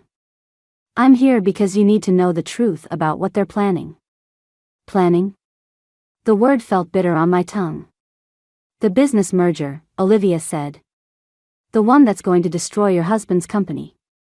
Chloe touched my arm gently. Let her talk, Journey. I led them to the kitchen, the same space where my world had imploded just days ago. Olivia perched on a bar stool, looking like she might bolt at any moment. Melissa works for Carlton Industries, she began. Has for years. They'd been trying to acquire Parker Tech for months, but Ryan wouldn't sell. What does that have to do with? I stopped, the pieces clicking into place. She was sent to seduce him? Olivia nodded. It's what she does. Gets close to key players, finds their weaknesses, exploits them. But this time. She pulled out her phone, showing me an email chain. This time she's going to destroy him completely. The emails detailed everything, the planned hostile takeover, the fabricated evidence of financial misconduct. The carefully orchestrated scandal that would leave Ryan professionally ruined. Why are you showing me this? My voice sounded distant, hollow. Because I'm tired of cleaning up my sister's messes, Olivia said. And because you deserve to know that Ryan wasn't just unfaithful, he was stupid. He told her everything about the company's vulnerabilities, their security protocols, their client lists. Journey, Chloe interrupted softly. Your inheritance. The room spun slightly. The investment Ryan had been pushing for, the papers still sitting unsigned in my desk drawer. He'd wanted me to sink my entire inheritance into Parker Tech's new security division, the same division that would have been worthless after Carlton's takeover. When? I managed to ask. The board meeting next week, Olivia replied. They're going to present evidence that Ryan's been embezzling funds, force an emergency sale. Melissa's already got copies of documents he signed while. She trailed off, looking uncomfortable. While he was distracted, I finished flatly. My phone buzzed again. Another message from Ryan. I know I messed up, but I need you. The company needs you. Please call me. I showed the message to Olivia, who winced. He knows something's wrong. Melissa's stopped returning his calls. Good. I deleted his message, then looked at Chloe. Call Max. We need a lawyer. Journey, Olivia hesitated. What are you going to do? I pulled out the photograph from my pocket, studying it one last time before ripping it in half. I'm going to beat them at their own game. Ryan wanted to risk my inheritance? Fine. But it's going to cost him everything. Chloe's eyes widened. You have a plan? I do now. I turned to Olivia. But I'll need your help. Both of you. Ryan and Melissa think they're so clever, playing their little games. I smiled, and for the first time in days, it felt real. Let's show them what real manipulation looks like. The charity gala at the Parker Tech headquarters felt like walking into a snake pit. Crystal chandeliers cast deceptively warm light over the crowd of shareholders and board members, all of them circling like vultures. Whispering behind champagne flutes. I adjusted my black dress, the one Ryan always said made me look dangerous, and caught his eye across the room. He was standing with Melissa, of course. Her red dress matched the lipstick on his collar from the photo Olivia had shown me earlier. They weren't even trying to hide anymore. Ready? Chloe appeared at my elbow, Max close behind her with a leather briefcase. Almost. I watched Ryan laugh at something Melissa said, his hand lingering on her lower back. Where's Olivia? In position. She has the USB drive with the evidence. Chloe's voice was steady, but her fingers drummed against her clutch nervously. Are you sure about this? Once we start. They're about to destroy everything he built, I cut in. I'm just making sure they destroy each other instead. Max cleared his throat. The board members are gathering. It's time. I moved through the crowd, accepting condolences from people who'd heard about the divorce filing. Ryan tensed as I approached his little circle, but Melissa's smile only widened. Journey, darling, she purred. I didn't expect to see you here. Wouldn't miss it. I turned to the board chairman beside them. Mr. Phillips, I believe you were interested in discussing my investment in the company? Ryan's glass froze halfway to his lips. What? Oh, didn't Melissa tell you? I pulled out the investment papers from my clutch. We had the most fascinating conversation this morning about the company's future. She made quite a compelling case for why I should invest my inheritance now, before the big announcement. Melissa's smile slipped. I don't. In fact, I continued, she explained everything about Carlton Industries' plans. Very thorough, wasn't she, Ryan? Though I suppose you already knew all about that. The color drained from both their faces as phones around the room began buzzing. Right on schedule, Olivia had released the emails to every board member and major shareholder. What did you do? Ryan grabbed my arm, but Max stepped between us. Careful, Max warned quietly. There are cameras everywhere. Melissa was already backing away, her predatory confidence evaporating as board members began turning to stare at her, their phones in hand. It's not what you think, she started, but Phillips cut her off. Is this true? He waved his phone at Ryan. Have you been feeding company information to Carlton? Of course not. Ryan looked desperately between me and Melissa. Journey, whatever you think you know. Oh, I know everything. I smiled, the same smile he'd taught me over 12 years of marriage. The embezzlement scheme, the fake accounts, the planned takeover. Even that interesting transfer to an offshore account last week. Tell me, was that before or after your little accident outside her apartment? Security was moving through the crowd now, heading for Melissa as she edged toward the exit. Ryan reached for me again, his face twisted with rage and fear. You're bluffing. You can't prove. Actually, Olivia's voice rang out as she emerged from the crowd, we can prove all of it. Hello, sister dear. Melissa's composure finally cracked. You little bitch. Careful, I interrupted. The SEC doesn't like it when corporate spies show their temper. Oh, and they're very interested in those documents you had Ryan sign during your private meetings. The security team reached Melissa just as she lunged for her sister. In the chaos that followed, Melissa screaming, Ryan trying to explain to increasingly hostile board members. Phillips calling for an emergency meeting, I felt strangely calm. Journey, Ryan called as I turned to leave. Wait. Please. I can explain everything. I paused, looking back at the man I'd loved for so long. You know what the funny thing is? I actually believe you could explain it. You've always been good at explaining things, Ryan. But I'm done listening. The last thing I saw as the elevator doors closed was Melissa being led away in handcuffs, Ryan standing alone in a circle of accusatory stares. And Olivia raising her champagne glass in a silent toast to the destruction of her sister's carefully laid plans. The police station's interrogation room felt smaller with each passing hour. Detective Santos pushed another cup of coffee across the metal table, her expression unreadable as she reviewed my statement. Let me make sure I understand, she said. You're claiming Miss Carter orchestrated the entire affair to gain access to Parker Tech's confidential information? Yes. I wrapped my fingers around the warm cup, anchoring myself. But that's not why I'm here. No, Santos agreed. You're here because Melissa Carter was found unconscious in her apartment last night.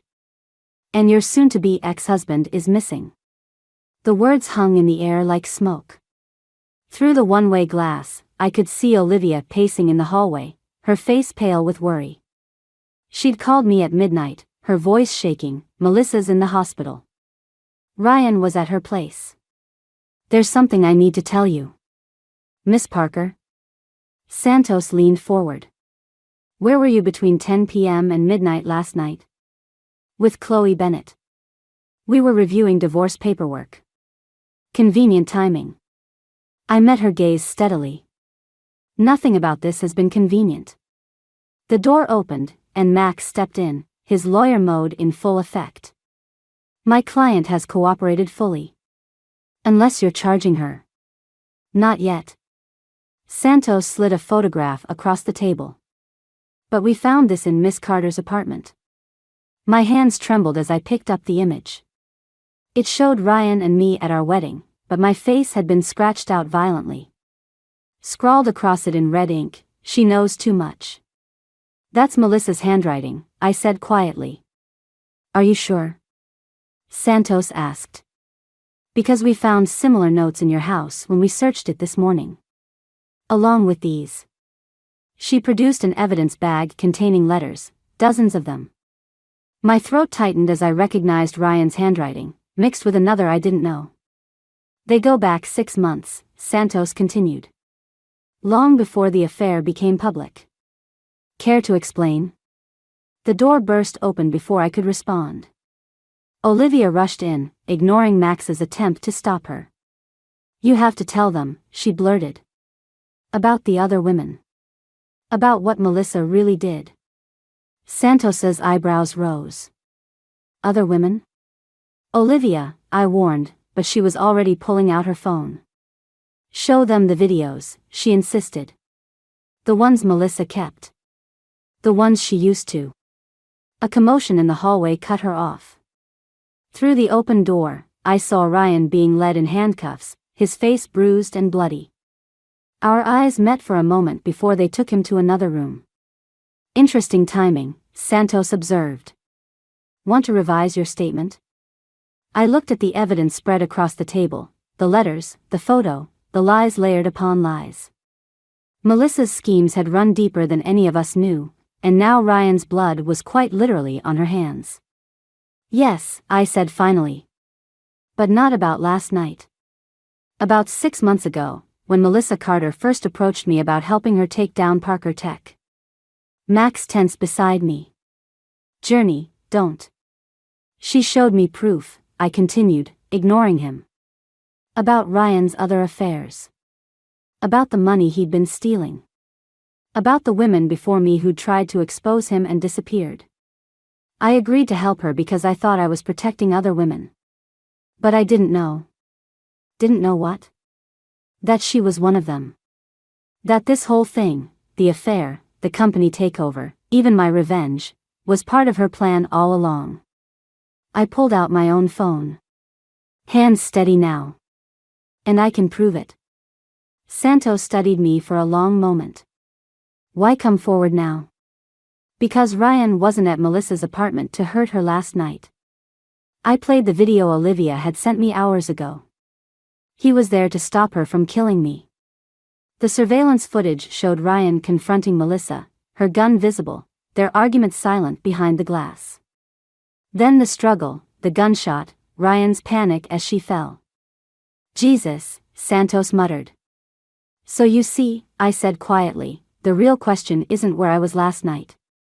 It's why Melissa Carter is still alive when she's tried to kill every other woman who got close to the truth about Parker Tech. And why my husband, who I thought was the villain in this story, just saved my life." The hospital corridor stretched endlessly before me, its fluorescent lights casting harsh shadows across the linoleum. 2 police officers flanked Melissa's door, their expressions hardening as I approached. Through the window, I could see her lying there, tubes snaking from her arms. Looking far more vulnerable than the woman who tried to destroy my life. "You shouldn't be here," Detective Santos materialized beside me, coffee in hand. "It's against protocol. She tried to kill me. And now you're here, alone, in the middle of the night." Santos raised an eyebrow. "That doesn't exactly help your case." My phone vibrated, another message from Ryan's lawyer. They denied his bail an hour ago. The evidence I provided had helped explain his actions at Melissa's apartment. But 12 years of marriage hadn't prepared me for seeing him led away in handcuffs, his face still bloody from their struggle. "I need to talk to her," I said quietly. "That's not happening." Santos stepped between me and the door. "Go home, Miss Parker. Let us handle this. Like you handled the other cases?" I pulled out the file Olivia had given me. Sarah Mitchell, 2018. Rebecca Torres, 2019. Both worked at Parker Tech. Both disappeared after filing harassment claims. Both cases went cold. Santos's expression shifted slightly. "Where did you get that?" "Melissa's laptop. The one Ryan was trying to retrieve when she pulled the gun." I handed her the file. "There's more. Much more. But she'll only talk to me. This is blackmail. This is survival." I met her gaze steadily. 5 minutes. That's all I need. The detective studied me for a long moment before nodding to the officers. They stepped aside, and I entered the lion's den. Melissa's eyes opened as I approached her bed. Despite the bruises and bandages, her smile was still razor-sharp. "I wondered when you'd come," she whispered. "Where are they?" "Who?" "Sarah. Rebecca. The others." I moved closer, my voice low. "Ryan's in jail because he tried to stop you. The least you can do is tell me the truth." She laughed, the sound hollow and harsh. "The truth? You wouldn't recognize it if it slapped you in the face. Your perfect husband, your perfect marriage, it was all a lie long before I came along." "What are you talking about?" "Ask him about Project Phoenix." She shifted, wincing. "Ask him why those women really disappeared. Ask him why he married you in the first place." My blood ran cold. "What does that mean?" "It means," she reached for something under her pillow, "that you're not the hero of this story, Journey. You're just another pawn." The flash of metal was my only warning. I lunged backward as the scalpel sliced through the air where my throat had been. Melissa's monitor began screaming as she launched herself from the bed, medical equipment crashing around us. "He chose you because you were convenient," she snarled, swinging again. "Because your father's company had what Parker Tech needed." I stumbled against the wall as Santos burst in, weapon drawn. "Drop it. Tell her." Melissa's eyes were wild, blood seeping through her hospital gown. "Tell her about the merger papers her father signed the day before his accident." The scalpel clattered to the floor as she collapsed, orderlies rushing in with restraints. But her words had found their mark more effectively than any blade. My father's death. The convenient timing of meeting Ryan. The rushed marriage that had surprised everyone. All of it suddenly viewed through a new, horrifying lens. "Journey?" Santos touched my arm. "Are you all right?" I shook my head, unable to speak.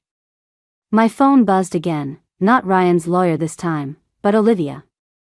"Found something in Melissa's storage unit," her message read. "About your father. You need to see this now." As they wheeled Melissa away, her laughter echoing down the corridor, I realized that my quest for revenge had led me somewhere far darker than I'd imagined. The truth about Ryan, about my father's death, about my entire marriage, it was all connected to something much bigger than a simple affair. And now I had to decide, keep digging and risk losing everything I thought I knew about my life, or walk away and live with the questions forever. The visiting room at the county jail felt smaller than it had any right to be. Ryan sat across from me, the bruises on his face faded to sickly yellows and greens. Between us lay the contents of Olivia's discovery, my father's autopsy report, Project Phoenix files, and a USB drive that had destroyed every certainty I'd ever had about my marriage. "How long?" My voice didn't shake. I was proud of that. "Journey. How long were you planning it before my father died?" He leaned forward, chains rattling against the metal table. "It wasn't supposed to happen that way. The brake lines. That wasn't part of the plan. But marrying his daughter was? I pushed the merger documents toward him, making sure his company fell into Parker Tech's hands after his convenient accident. I loved you. His eyes met mine, and for the first time in 12 years, I saw real desperation there. That wasn't part of the plan either. Don't. I stood up abruptly, my chair scraping against concrete. Don't you dare pretend. It's the truth. He tried to reach for me, but the chains stopped him. Everything changed after I met you. Why do you think Melissa targeted me? She knew I'd stopped pushing forward with Phoenix because of you. The door opened behind me. Detective Santos stepped in, holding a phone. We found Sarah Mitchell. My heart stopped. Alive? She nodded.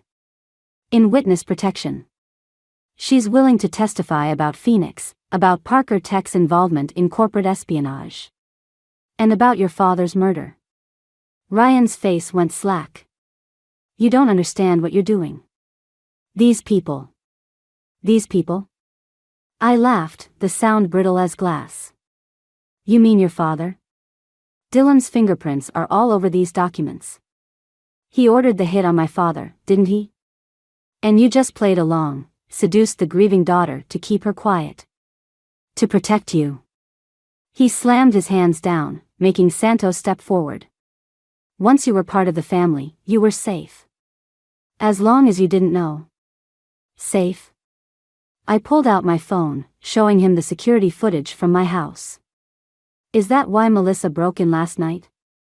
Why she tried to access my father's old files? He went very still. When was this? 3 hours ago. Chloe's watching the house now. Waiting. Call her.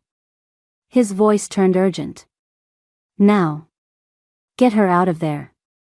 They're not after the files, Journey. They're after you. Santos was already on her radio, but I knew it was too late.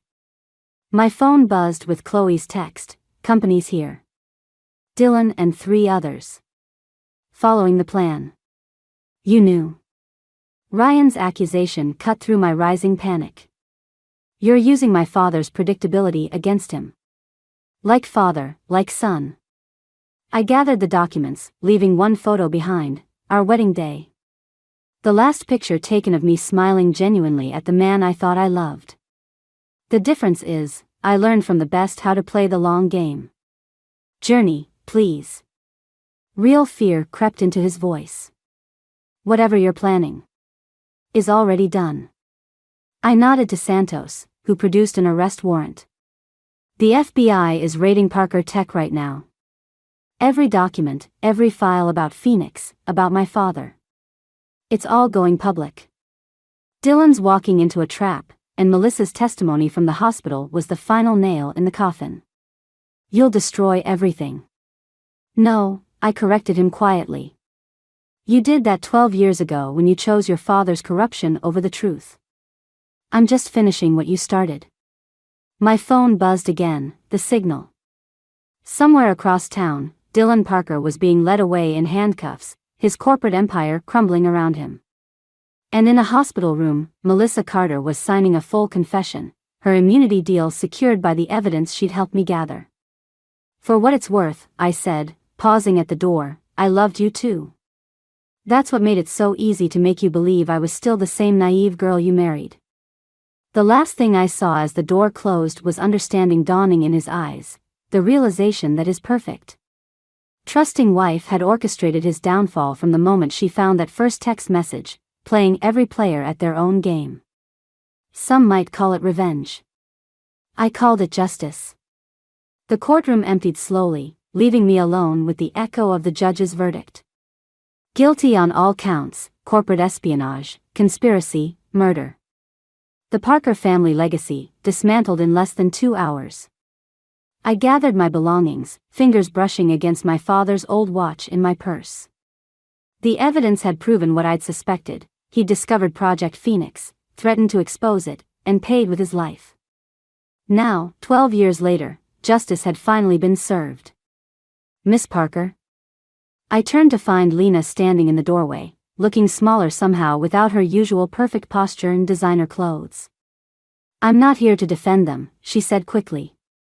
I needed you to know I had no idea about any of it." "I believe you." The words surprised us both with their sincerity. She nodded, twisting her wedding ring, a nervous habit I'd never noticed before. "The house in Vermont. The one you loved so much. I'm signing it over to you. Lena. Please." Her voice cracked slightly. "Let me do this one thing right." The door opened again before I could respond. Olivia entered, followed by Sarah Mitchell, alive, whole, and ready to rebuild her life now that her testimony had helped bring down Parker Tech. "The reporters are waiting," Olivia warned. "And Melissa's lawyer called. She wants to meet." "No." I shouldered my bag, feeling lighter somehow.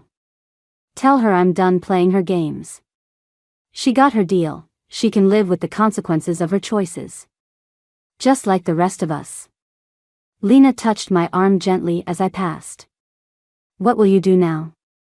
The question should have felt heavy, but instead it tasted like freedom. "My father's company is being restored to its original shareholders. There's work to be done, wrongs to right." "Journey." She hesitated. "Ryan asked to see you. One last time, before they transfer him." I thought of our last conversation in that prison visiting room, of all the lies and truths tangled together across 12 years of marriage. Of the man I'd loved and the monster he'd protected. Of the naive wife I'd pretended to be while methodically dismantling their empire. "Tell him." I smiled, genuine for the first time in months. "Tell him I learned from the best." Outside, Chloe waited by her car, holding a thick envelope. "The last of the evidence files. Detective Santos says we're officially done." "Not quite." I took the envelope, then handed her a different one. "The foundation paperwork.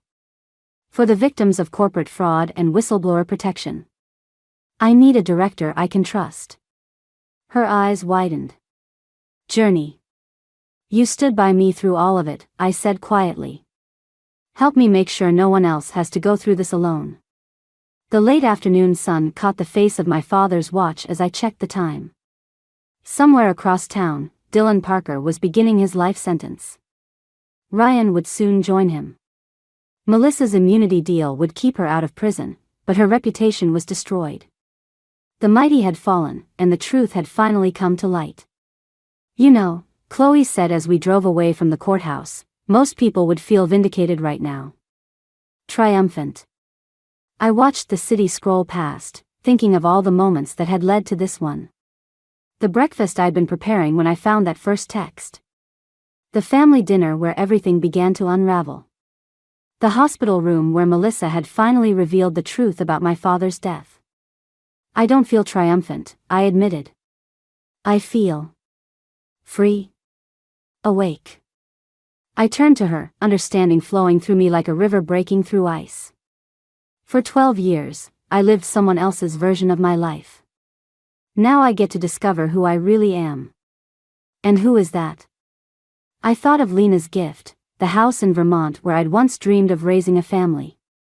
Of Sarah Mitchell, alive and ready to reclaim her story. Of my father's company, waiting to be rebuilt into something honest and true. "Someone who knows the difference between revenge and justice," I said finally. "And chooses justice every time." The city stretched out before us, full of possibilities and second chances. Not an ending, but a beginning, one entirely of my own making. The notification from my banking app lit up my phone at exactly 2:17 p.m. on a Tuesday. I remember the time precisely because I was in the middle of a quarterly financial review meeting when my world started to crack. My name is Evie, and I used to think I had my life perfectly arranged, like the spreadsheets I spend my days analyzing. The message showed a withdrawal of $47,000 from our joint savings account. My stomach dropped as I stared at the screen, the numbers burning into my retinas while my colleague's voice faded into white noise. "Evie? The Thompson account projections?" I snapped my head up, meeting my supervisor's questioning gaze. Sorry, I just need to. Excuse me for a moment. I grabbed my phone and practically ran to the bathroom, my heels clicking against the marble floor in an uneven rhythm. With trembling fingers, I called Travis. It rang 6 times before going to voicemail. Of course. My husband's phone was perpetually set to silent when he was in the zone with his photography. I tried again. And again. Finally, on the 4th attempt, "Hey babe, what's up? I'm kind of in the middle of a shoot. Travis, why is there a $47,000 withdrawal from our account?" My voice echoed off the bathroom tiles, and I lowered it to a harsh whisper. Please tell me this is some kind of mistake. There was a pause, too long to be innocent. Oh, that. Yeah, I was going to tell you about it tonight. It's for some new equipment I need for this huge corporate gig I landed. The client's paying double my usual rate, so we'll have it back in no time. The explanation seemed reasonable enough, but something in his tone made my skin prickle. After 8 years of marriage, I knew when Travis was feeding me half-truths. What equipment costs exactly $47,000? I pressed. Listen, I can't really talk right now. The client's waiting. We'll discuss it over dinner, okay? Love you. He hung up before I could respond. I stared at my reflection in the bathroom mirror, noting how the fluorescent lights made me look as pale as I felt. Something wasn't adding up, and if there's one thing I can't stand, it's numbers that don't balance. Back at my desk, I couldn't focus on work. Instead of analyzing market trends, I found myself logging into our online banking portal. The withdrawal had been made in cash, at a branch across town. Travis hadn't used his card for any major photography equipment purchases recently. In fact, looking at his transaction history, there was a pattern of increasingly large withdrawals over the past few months that I'd somehow missed. When I got home that evening, the house was dark. A text from Travis said he'd be late, the shoot was running over. I sat in our home office, the blue light from his laptop casting shadows on the wall. He always left it logged in, trusting me completely. Or maybe he was just careless. I hesitated only a moment before opening his email. It felt wrong, invasive, but the nagging feeling in my gut wouldn't let go. That's when I found the folder labeled Investment Opportunities. Inside were hundreds of emails from online gambling sites, payment confirmations, and desperate messages to someone named Victor about making things right. My phone buzzed with another text from Travis, "Grab dinner with the client. Don't wait up. Tomorrow night, I promise we'll talk." I closed the laptop and walked to our bedroom, where I opened his side of the closet. Behind his carefully arranged camera equipment and the vintage leather jacket I'd given him for his birthday, I found a stack of papers stuffed into an old shoebox. Bank statements, loan applications, and at the bottom, a letter from a collection agency demanding immediate payment of $86,000. The Travis I thought I knew would never hide something like this. But then again, maybe I never really knew Travis at all. And that realization scared me more than any number on those statements. I barely slept that night, watching Travis's side of the bed remain empty until dawn. When he finally stumbled in around 6 a.m., I pretended to be asleep, studying him through barely open eyes as he kicked off his shoes and collapsed fully clothed onto the mattress. My brother Sam's law office was only a 10-minute walk from my workplace, but it felt like miles that morning. Each step was heavy with the weight of what I'd discovered. When I arrived, his secretary waved me straight through. Being the boss's sister had its perks. "You look like hell," Sam said, not looking up from his computer. When I didn't respond with our usual banter, he finally raised his eyes. "Evie?" I dropped the stack of papers I'd found in Travis's closet onto his desk. "I need your help." Sam picked up the collection notice, his expression darkening as he read. "Jesus Christ. 86,000? Plus the 47 from your savings?" He shuffled through the papers, his lawyer face settling in. How long has this been going on? I don't know. My voice cracked. I thought I knew everything about our finances. I'm supposed to be good at this, Sam. It's literally my job. This isn't your fault. Sam leaned back in his chair, running a hand through his graying hair. Remember when Travis bought that vintage Harley right before your wedding? He sold it 3 months later. Said it wasn't practical. No, Evie. He crashed it. Totally wrecked. But instead of telling you, he took out a personal loan to replace it before you found out. Sam's words hit me like a punch to the gut. I helped him with the paperwork. He swore it was a one-time thing, that he'd learned his lesson. The room seemed to tilt slightly. Why didn't you tell me? He was about to become my brother-in-law. He seemed genuinely sorry, and the amount was manageable. Sam's face softened. I should have told you. I'm sorry. Before I could respond, my phone buzzed. A text from Travis's mother, Maggie, dinner tonight? Haven't seen you both in ages. 7 p.m.? I showed Sam the message. He shook his head. You should go. Keep things normal while we figure this out. I'll make some calls, see what kind of legal exposure you're facing. That evening, I arrived at Maggie's colonial-style house alone, having told Travis to meet me there after his shoot. The familiar scent of her lasagna filled the air as she pulled me into a warm hug. Where's my boy? She asked, leading me into the kitchen. Running late. Client meeting. The lie felt bitter on my tongue. Oh, he's been so busy lately. Did he show you the beautiful watch he bought last week? Said it was a gift for a friend who helped him land that big corporate contract. My hand froze on the wine glass I was reaching for. A watch? Aha. Must have cost a fortune. You know how Travis is, always going overboard with gifts. Remember that gorgeous painting he bought me last month? The artist was such a lovely young thing. What was her name? Lila something? The room suddenly felt too warm. I don't think Travis mentioned her. Oh, you should see her work. She has this little gallery downtown. Travis has been helping her with photography for her upcoming show. Such a generous boy, just like his father.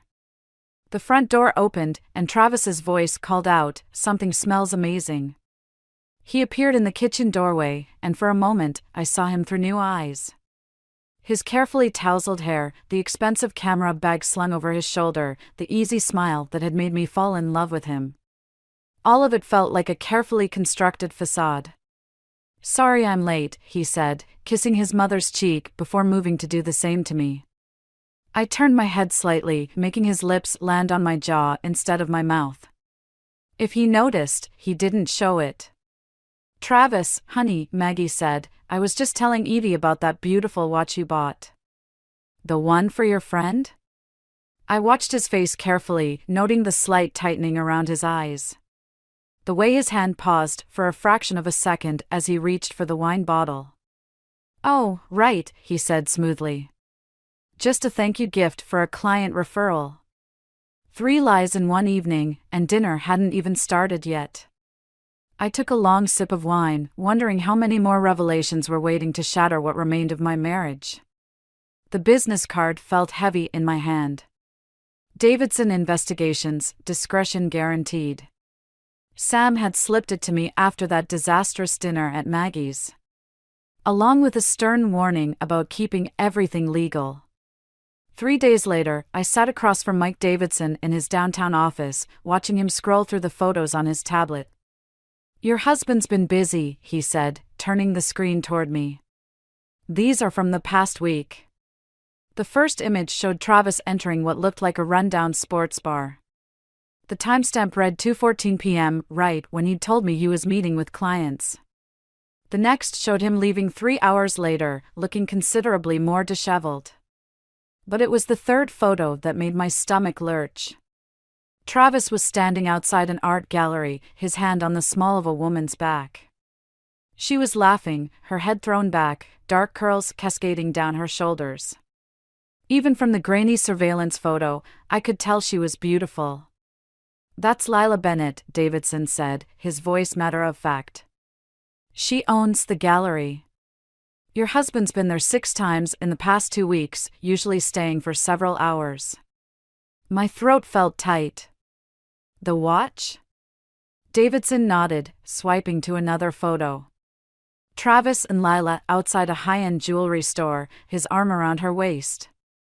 The timestamp matched the day of the $47,000 withdrawal. "There's more," Davidson said, hesitating. "The sports bar? It's a known front for illegal gambling. Your husband's got himself mixed up with some dangerous people. A man named Victor Ramirez runs the operation." Victor. The name from the emails. "How much does he owe?" Davidson pulled out a manila envelope. "Based on our surveillance and some conversations with inside sources, we estimate around $200,000. The $86,000 collection notice you found? That's just the tip of the iceberg." The room started spinning. $200,000. Our entire savings, gone. Our future, evaporated. "Mrs. Mitchell." "Parker," I corrected automatically. I'd kept my name after marriage, something that had always bothered Travis's mother. "Mrs. Parker, there's something else you should know." Davidson's expression softened slightly. "The gallery? It's not doing well. According to public records, it's 3 months behind on rent. But last week, someone paid all the back rent in cash." My laugh came out hollow. "Let me guess. Right after the withdrawal?" Davidson nodded. "Your husband's playing a dangerous game. These people don't mess around when it comes to collecting debts." That night, I waited up for Travis. He came home around midnight, smelling of expensive cologne that wasn't his usual brand. When he kissed my cheek, I had to force myself not to flinch. "How was your day?" I asked, keeping my voice neutral. "Good. Productive. Got that corporate campaign wrapped up finally." He loosened his tie, heading for the shower. "The one you needed the equipment for?" He paused. "Yeah, that one." "Funny," I said, following him into the bathroom. "Because I called your regular clients today. None of them have hired you for any corporate work recently." Travis froze, his hand on the shower door. "You did what?" "Where's the equipment, Travis?" "The stuff you spent our savings on?" "You're checking up on me now?" His voice took on an edge I'd never heard before. "Going behind my back? Like you went behind mine with Lila?" The color drained from his face. For a moment, neither of us spoke. The only sound was the drip of the faucet, marking time like a metronome. "It's not what you think," he finally said. "Really?" "Because I think you're gambling away our future while buying expensive gifts for another woman." My voice cracked. "I think you're lying to me, to your mother, to everyone." "Evie, please." My phone buzzed. A text from an unknown number: "Tell your husband he has 48 hours to pay what he owes, or things get uncomfortable." V. I held up the phone, watching Travis's face crumple as he read the message. Who's Victor, Travis? And what exactly happens when things get uncomfortable? Travis's confession came in pieces, each one more devastating than the last. We sat in our kitchen as dawn crept through the windows, the threat from Victor hanging between us like a blade. "I can fix this," Travis kept saying, his hands shaking as he poured his third cup of coffee. "I just need a little more time." Time for what? To lose more money? To buy more watches for Lila? His head snapped up. "Leave her out of this." She has nothing to do with. With what? The gambling? The lies? Or just the part where you're destroying our life? The silence that followed felt like glass about to shatter. I pulled out Davidson's photos, spreading them across the kitchen table like a twisted timeline of betrayal. $200,000, Travis.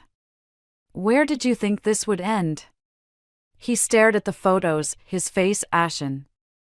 I was winning at first. Big wins. The kind of money that could set us up for life.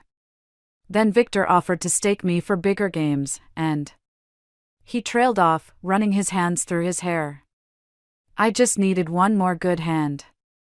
One more chance to make it right. And Lila? Was she just another bet? She's a friend. That's all. But he wouldn't meet my eyes. The gallery was going under. I couldn't let that happen. So you used our savings? Money we worked for, planned for? I used my inheritance from Dad. His voice was barely a whisper. The room tilted sideways. What inheritance? The life insurance money. It came through last month. I never told you because. He swallowed hard. Because I'd already lost most of it by then. I grabbed the edge of the table, steadying myself. The insurance money was supposed to be substantial, enough to start the photography studio Travis had always dreamed about. The future we'd planned together. How much was it? $300,000. My laugh came out like broken glass. So you're telling me you've lost $500,000? Our savings, the insurance, and now you owe money to criminals? Travis reached for my hand. I pulled away, my wedding ring catching the morning light. The same ring he'd insisted on upgrading last year, claiming his business was doing well enough to afford it. Was that bought with gambling money too? His silence was answer enough. My phone buzzed again. Another text from Victor, time's running out. Meeting at the usual place. 3 p.m. Bring the money or bring a lawyer. I'll talk to him, Travis said, reading over my shoulder. Maybe I can negotiate. No. I stood up, my decision crystallizing. You're done negotiating. Done gambling. Done lying. What are you going to do? I grabbed my car keys. I'm going to meet Lila. Evie, don't. You lost the right to tell me what to do when you bet our future on a poker game. The drive to Lila's gallery took 20 minutes. Each mile brought a new question, a new doubt. Had they laughed about me together? Had he told her about our fights, our dreams, our struggles? The gallery was small but elegant, tucked between a coffee shop and a vintage bookstore. Through the window, I could see her arranging photographs on a white wall. Travis's photographs. My husband's art, displayed like love letters for everyone to see. The bell chimed as I pushed open the door. Lila turned, her smile warm and professional.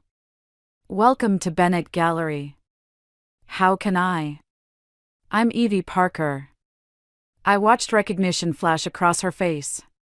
Or as you might know me, Travis Mitchell's wife. She dropped the photograph she was holding. It hit the floor with a crack, the glass splintering across the polished concrete. In that broken reflection, I saw both our faces, two women caught in the same man's web of lies. His wife? Her voice trembled. But he said he was divorced. That his ex-wife. Let me guess. That his ex-wife took everything in the settlement? That he's still paying off her debts? Lila sank into a nearby chair, her face draining of color. Oh God. The money he gave me for the gallery was stolen, I finished. Just like everything else. Lila and I sat in her back office, 2 cups of untouched coffee growing cold between us. Her gallery walls were covered in Travis's photographs, moments he'd captured while lying to us both. I recognized some of them from the days he'd claimed to be at client meetings. He said the money was from his photography business, Lila whispered, staring at her trembling hands. That he wanted to invest in emerging artists. My phone buzzed again. 2 hours until Victor's deadline. Did he ever mention gambling? I asked. She shook her head, then stopped. Wait. There was this one night. He was acting strange, kept checking his phone. Said he needed to meet someone about an investment opportunity. When he came back. She swallowed hard. His knuckles were bruised. The gallery door chimed. We both turned to see Travis stumbling in, his face pale and sweating. Evie, please, you can't be here, he froze when he saw Lila. I can explain everything.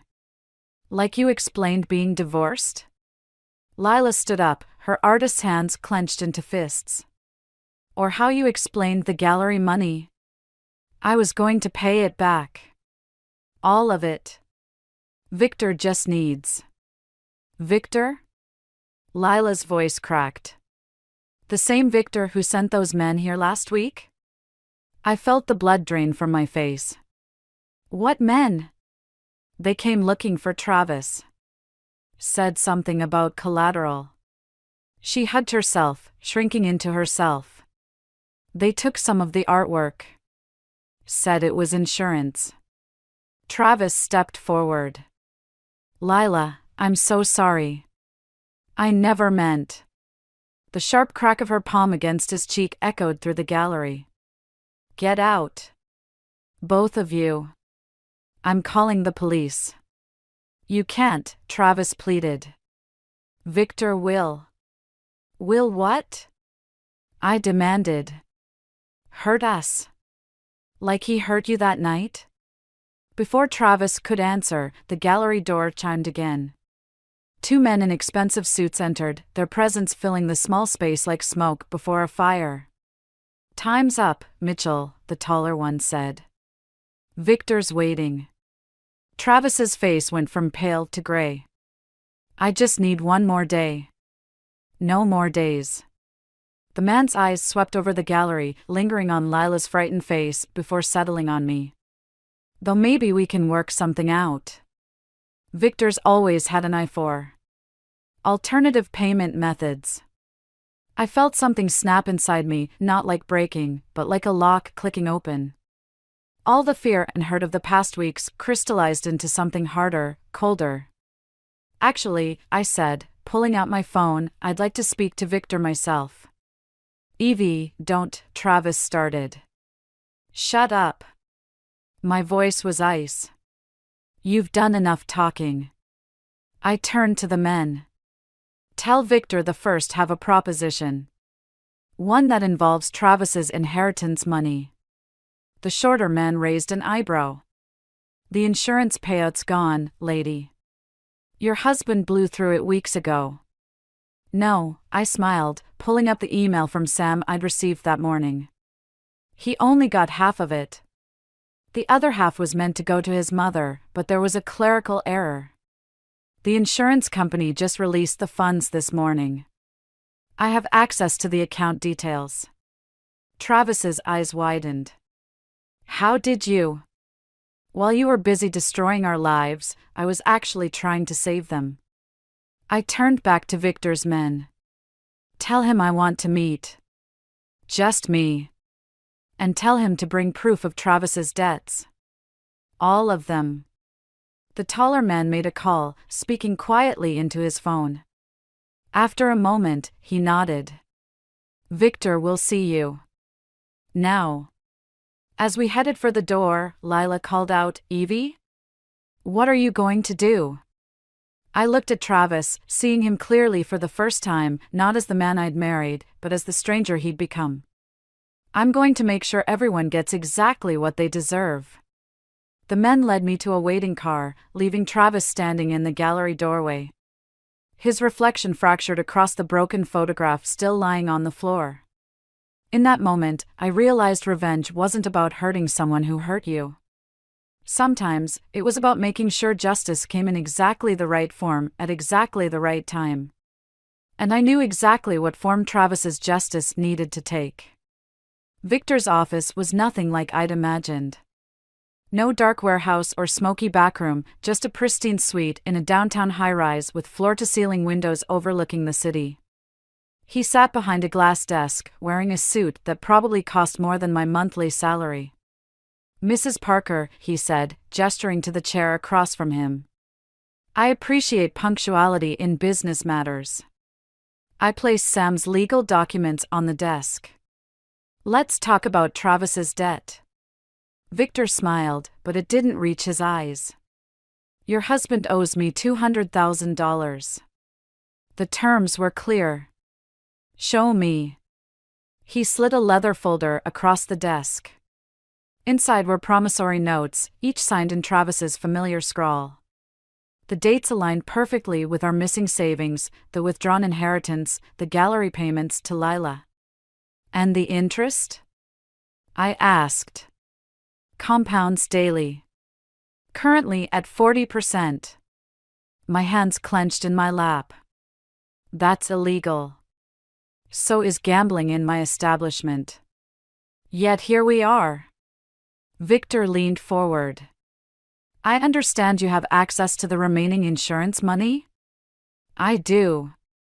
But I have conditions." His eyebrow raised slightly. "You're not in a position to negotiate, Mrs. Parker." "Actually, I am." I pulled out my phone, showing him the email from Sam. "This money legally belongs to Maggie Mitchell. One call from me, and she'll know everything, the gambling, the debt, the threats. How do you think it'll look when a grieving widow goes to the police about loan sharks threatening her son?" Victor's smile vanished. "You're playing a dangerous game." "No, I'm ending one." I met his gaze steadily. "Here's my offer. I'll transfer the insurance money, all $150,000. In exchange, you'll sign a document stating Travis's debt is paid in full. And you'll never contact him again. That's less than what he owes. It's more than you'll get if I walk out that door." The silence stretched between us like a wire about to snap. Finally, Victor nodded to one of his men, who produced a document. "Sign here," Victor said. "The money first, then I sign." My hand shook as I made the transfer. When it was done, Victor signed the release with a flourish. "A pleasure doing business," he said. "Though I'm curious, why save him? After everything he's done?" "I'm not saving him," I replied, standing. "I'm making sure he faces the right consequences." Outside, Travis was waiting by the car, pacing nervously. "Evie? What happened? Are we okay?" I handed him the signed release. "The debt's paid. You're free." His shoulders sagged with relief. "Thank God. Baby, I promise I'll make this up to you. We can start fresh." "No, Travis. We can't." He froze. "What do you mean?" "I mean, I just used your mother's inheritance to save your life. Money that was meant to support her after losing your father." I stepped back as he reached for me. "The gallery's pressing charges for fraud. Lila's lawyer will be contacting you about the stolen funds. And I've already filed for divorce. Evie, please. You have two choices," I cut him off. "Either you check into rehab today, right now, or I call your mother and tell her everything. How you gambled away her husband's insurance money. How you stole from a grieving artist. How you nearly got us both killed." Travis's face crumpled. "I need help," he whispered. "I know." I pulled out one last piece of paper, the admission form for a treatment center. "That's why I already made the arrangements." "Will you?" He swallowed hard. "Will you wait for me?" I thought about all the nights I'd waited for him, not knowing he was gambling away our future.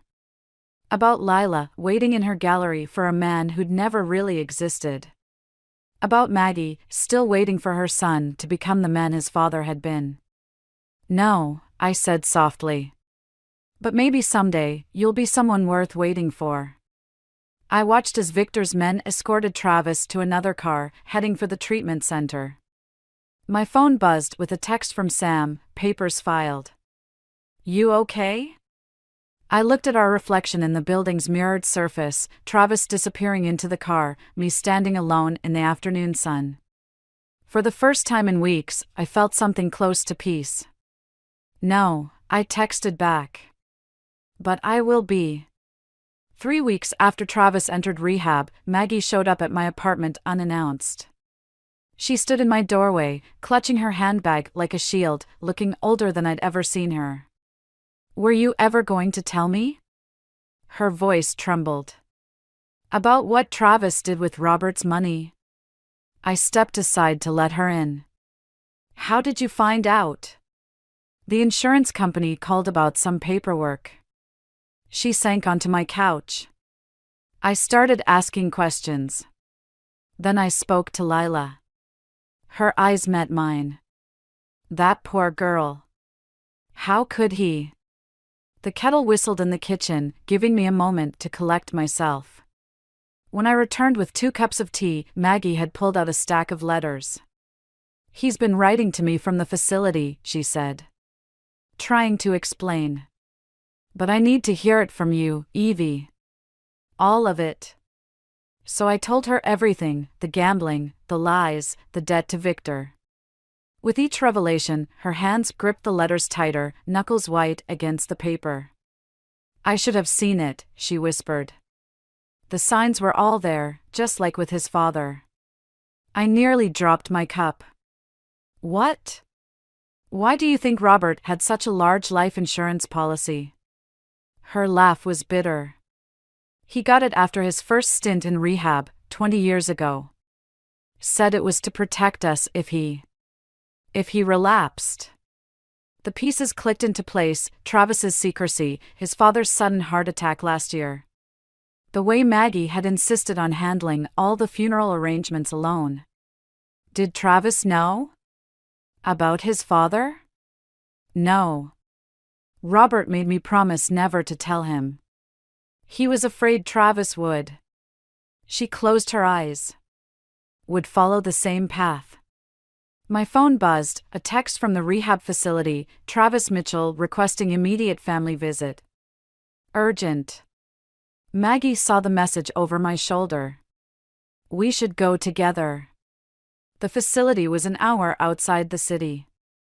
During the drive, Maggie told me more about Robert, his struggles, his recoveries.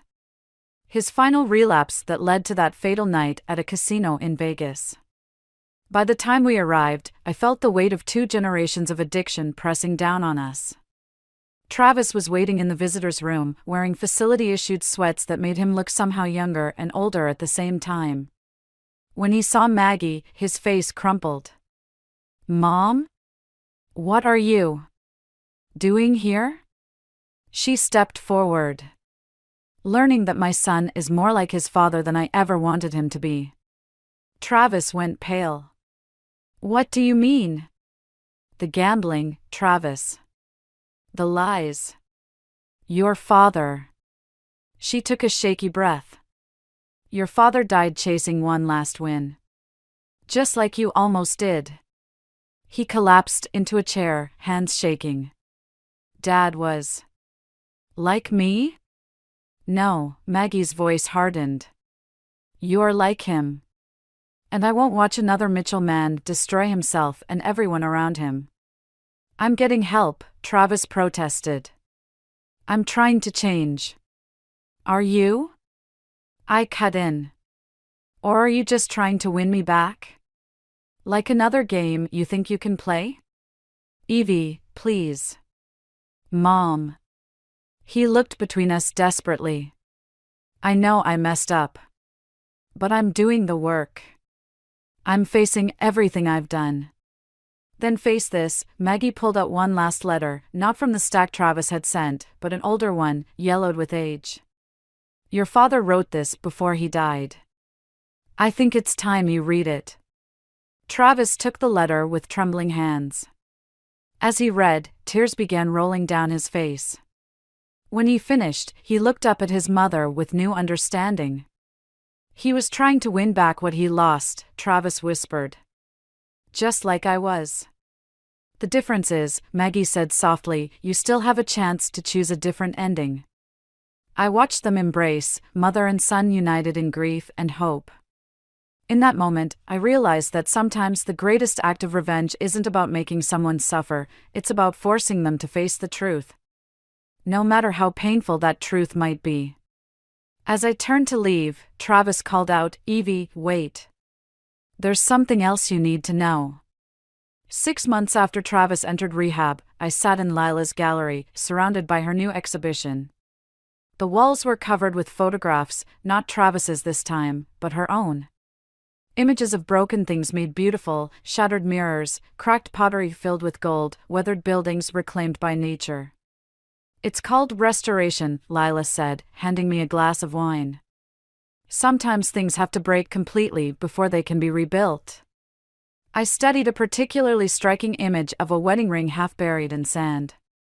Is that the one Travis gave me? Yes. She smiled without bitterness. I almost threw it into the ocean, but then I thought, why waste good art material? The gallery door chimed. Maggie entered, followed by Travis. He looked different, thinner, but somehow more substantial. Real. His eyes met mine briefly before focusing on the photographs. These are incredible, Lila, he said softly. Thank you. She straightened her shoulders. The proceeds are going to a gambling addiction support center. Seemed fitting. Travis nodded, then pulled an envelope from his jacket. I've been working with my counselor on making amends. This is the first installment to repay what I took from the gallery. Lila took the envelope without opening it. Keep it. Fund someone else's recovery instead. I don't deserve your forgiveness. No, she agreed. But you have it anyway. That's how healing works. As Lila led Maggie through the exhibition, Travis turned to me. I found a job. Teaching photography at the community center. It's not much, but it's honest work. I heard, I said. Sam told me you're also volunteering at the addiction hotline. 3 nights a week. He hesitated. I got my 90-day chip yesterday. Congratulations. An uncomfortable silence stretched between us. Finally, Travis pulled out another envelope, this one worn, like it had been carried for weeks. I wrote this during my 4th week in rehab, he said. After I read my dad's letter. I've rewritten it dozens of times, but well, you should just read it. I opened the envelope slowly, aware of his eyes on me as I unfolded the pages. Dear Evie, it began. I used to think rock bottom was losing all our money, or facing Victor, or watching you walk away. But real rock bottom was realizing that I'd become my father's son in all the wrong ways. While ignoring the one lesson he tried to teach me through his death, that love isn't about winning or losing, it's about choosing, every day, to be worthy of it. The letter continued, detailing his struggles, his shame, his gradual understanding of the damage he'd caused. But it was the final paragraph that made my hands shake. I'm not asking you to take me back. I'm not even asking for forgiveness. I'm writing to tell you that you were right about everything. Your revenge wasn't making me pay the money back or forcing me into rehab. Your revenge was making me face myself, completely and honestly, for the first time in my life. And for that, I will always be grateful. I folded the letter carefully, aware of the weight of everything unsaid between us. The divorce papers are final next week, I said quietly. I know. Travis smiled sadly. You know what's strange? For the first time in my life, I'm not trying to win anything back. I'm just trying to be better. Across the gallery, Lila was showing Maggie a photograph of a broken clock, its gears scattered but glinting with possibility. The late afternoon sun caught the image, casting fractured light across the floor between Travis and me. Maybe that's the real difference between you and your father, I said. You're learning to live with the pieces, instead of trying to gamble them back together. Travis nodded, understanding in his eyes. As I turned to leave, he called out one last time. Evie? Thank you. For making me fold when you did. I paused at the door, looking back at the exhibition title, Restoration.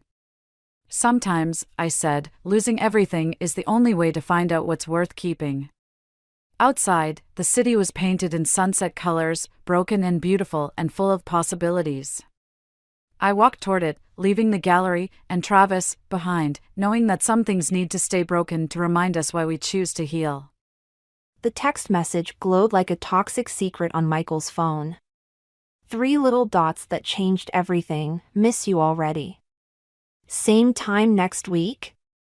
I stared at those words until they burned into my retinas, my fingers hovering over the screen. Michael had left his phone on the kitchen counter, a rookie mistake for someone who'd managed to hide an affair for God knows how long. The device buzzed again, another message appearing. Last night was perfect. Better than perfect. Juliet, I told myself. Just put the phone down and walk away. But I couldn't. My hands trembled as I scrolled up, each message worse than the last. Pet names. Inside jokes. Plans for future rendezvous. The timestamps stretched back months. I set the phone down exactly where I'd found it, careful not to disturb a single thing. Then I walked to our bedroom, and sat on the edge of the bed, my legs refusing to hold me up any longer.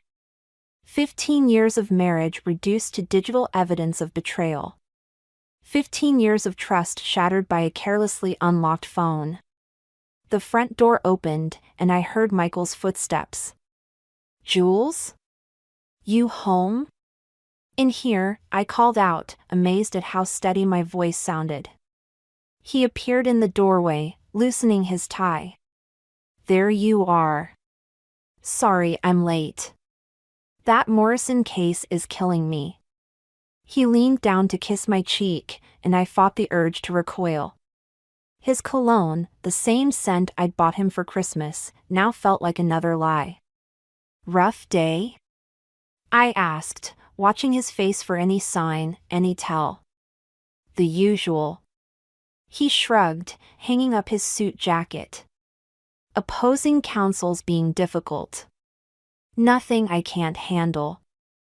I wondered if lying came as naturally to him in court as it did at home. I was thinking about dinner, I said. Maybe that new Italian place? Can't tonight, sweetheart. I've got to review some depositions.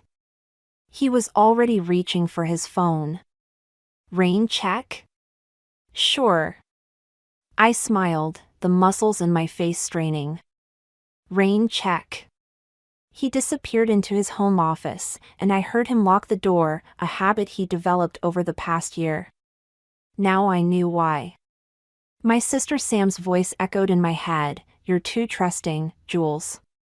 People aren't always what they seem." I'd defended Michael then, convinced she was just being her usual cynical self. Now her words felt prophetic. I walked to the kitchen and opened a bottle of wine, pouring myself a generous glass. The burgundy liquid swirled like blood in the crystal, and I thought about all the nights I'd waited up for him.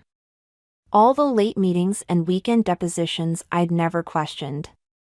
My phone buzzed, Sam, as if summoned by my thoughts. Hey sis, still on for lunch tomorrow? I typed back, actually, can you come over tonight? It's important. Everything okay? No, nothing was okay. Nothing would ever be okay again. But I couldn't put it in a text. Just need to talk. Be there in 30. I took another sip of wine and opened my laptop. It was time to find out exactly who had been texting my husband. Time to understand the scope of his betrayal. Time to decide what I was going to do about it. Because one thing was certain, I wasn't going to be the foolish, trusting wife anymore.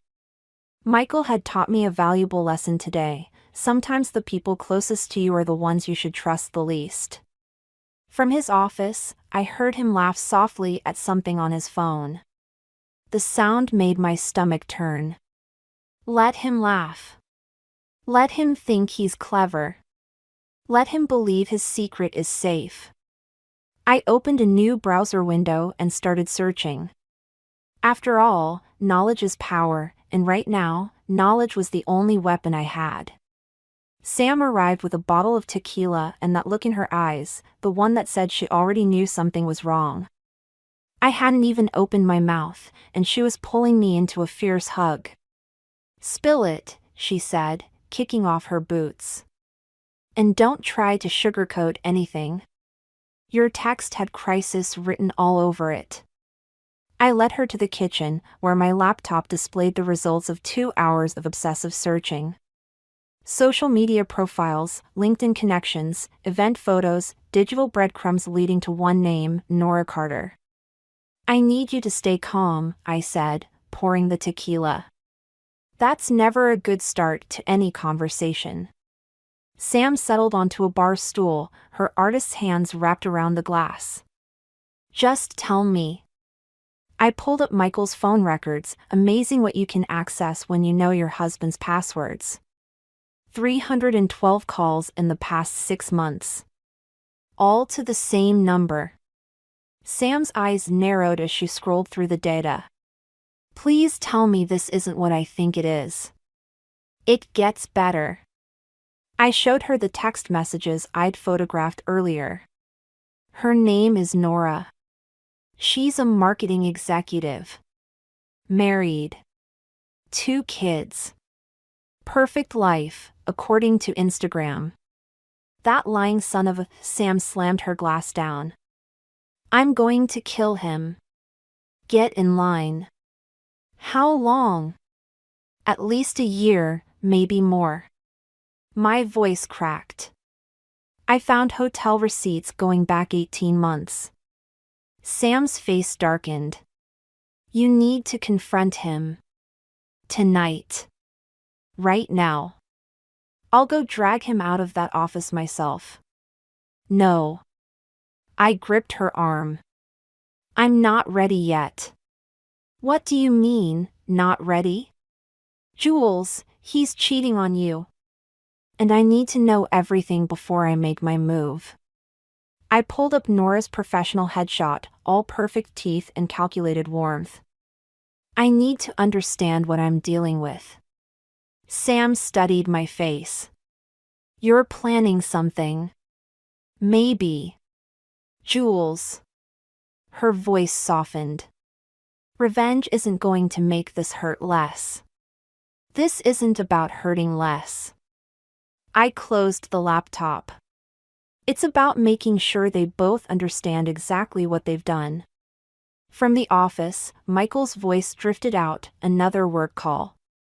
Sam's hands clenched into fists. How can you stand it? She whispered. Knowing he's probably talking to her right now? Because every lie he tells is one more piece of evidence. I took a long sip of tequila.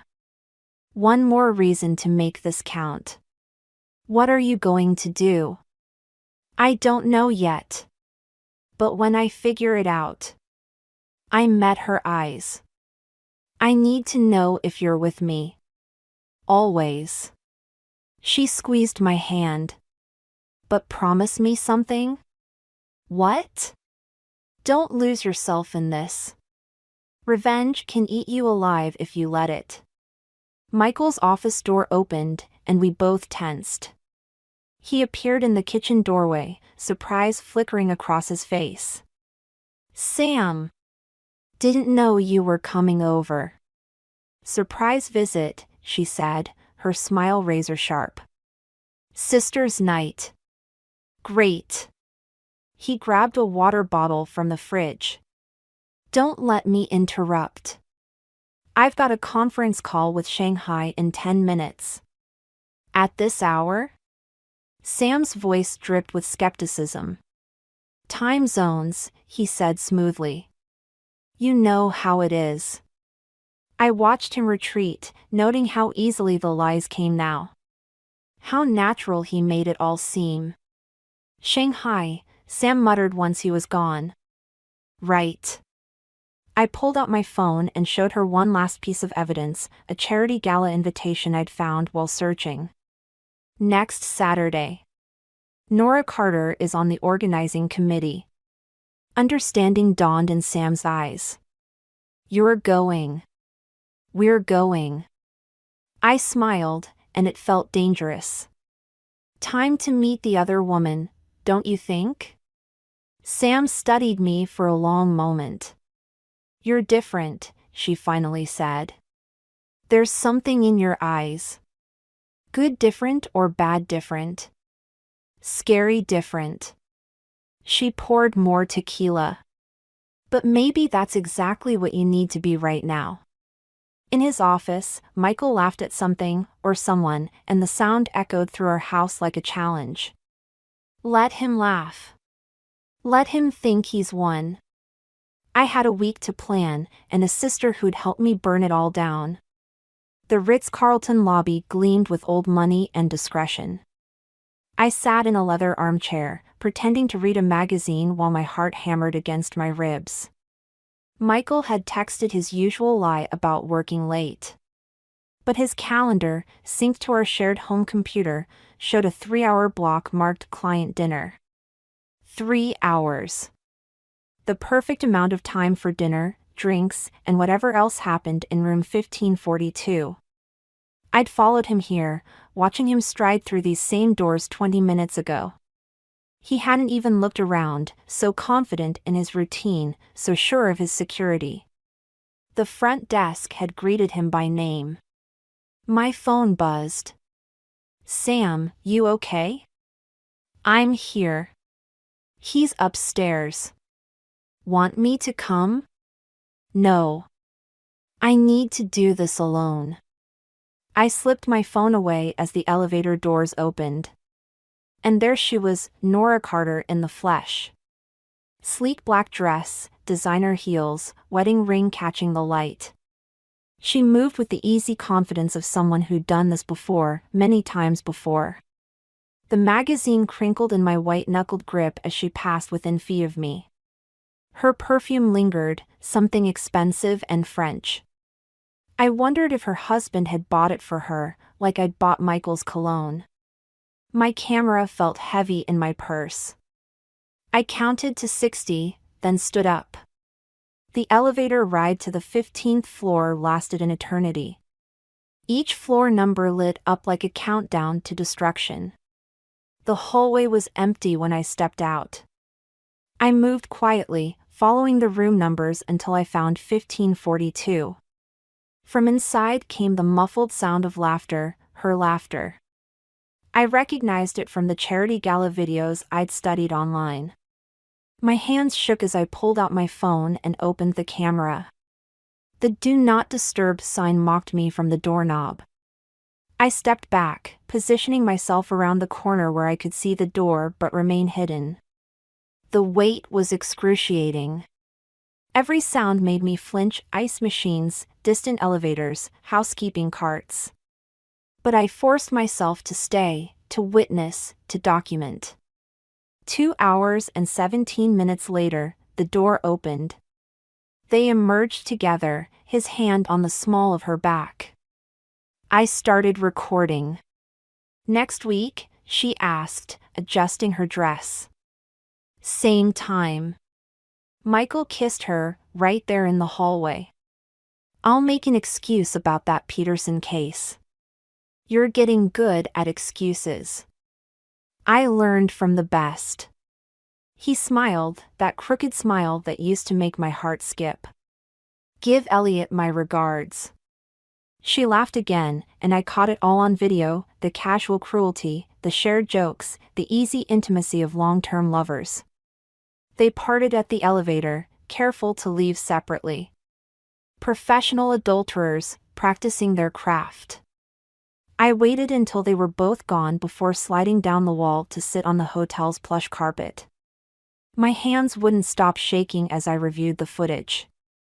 The images were clear, damning, Michael and Nora, caught in their carefully choreographed dance of deception. A housekeeper rounded the corner, pushing her cart.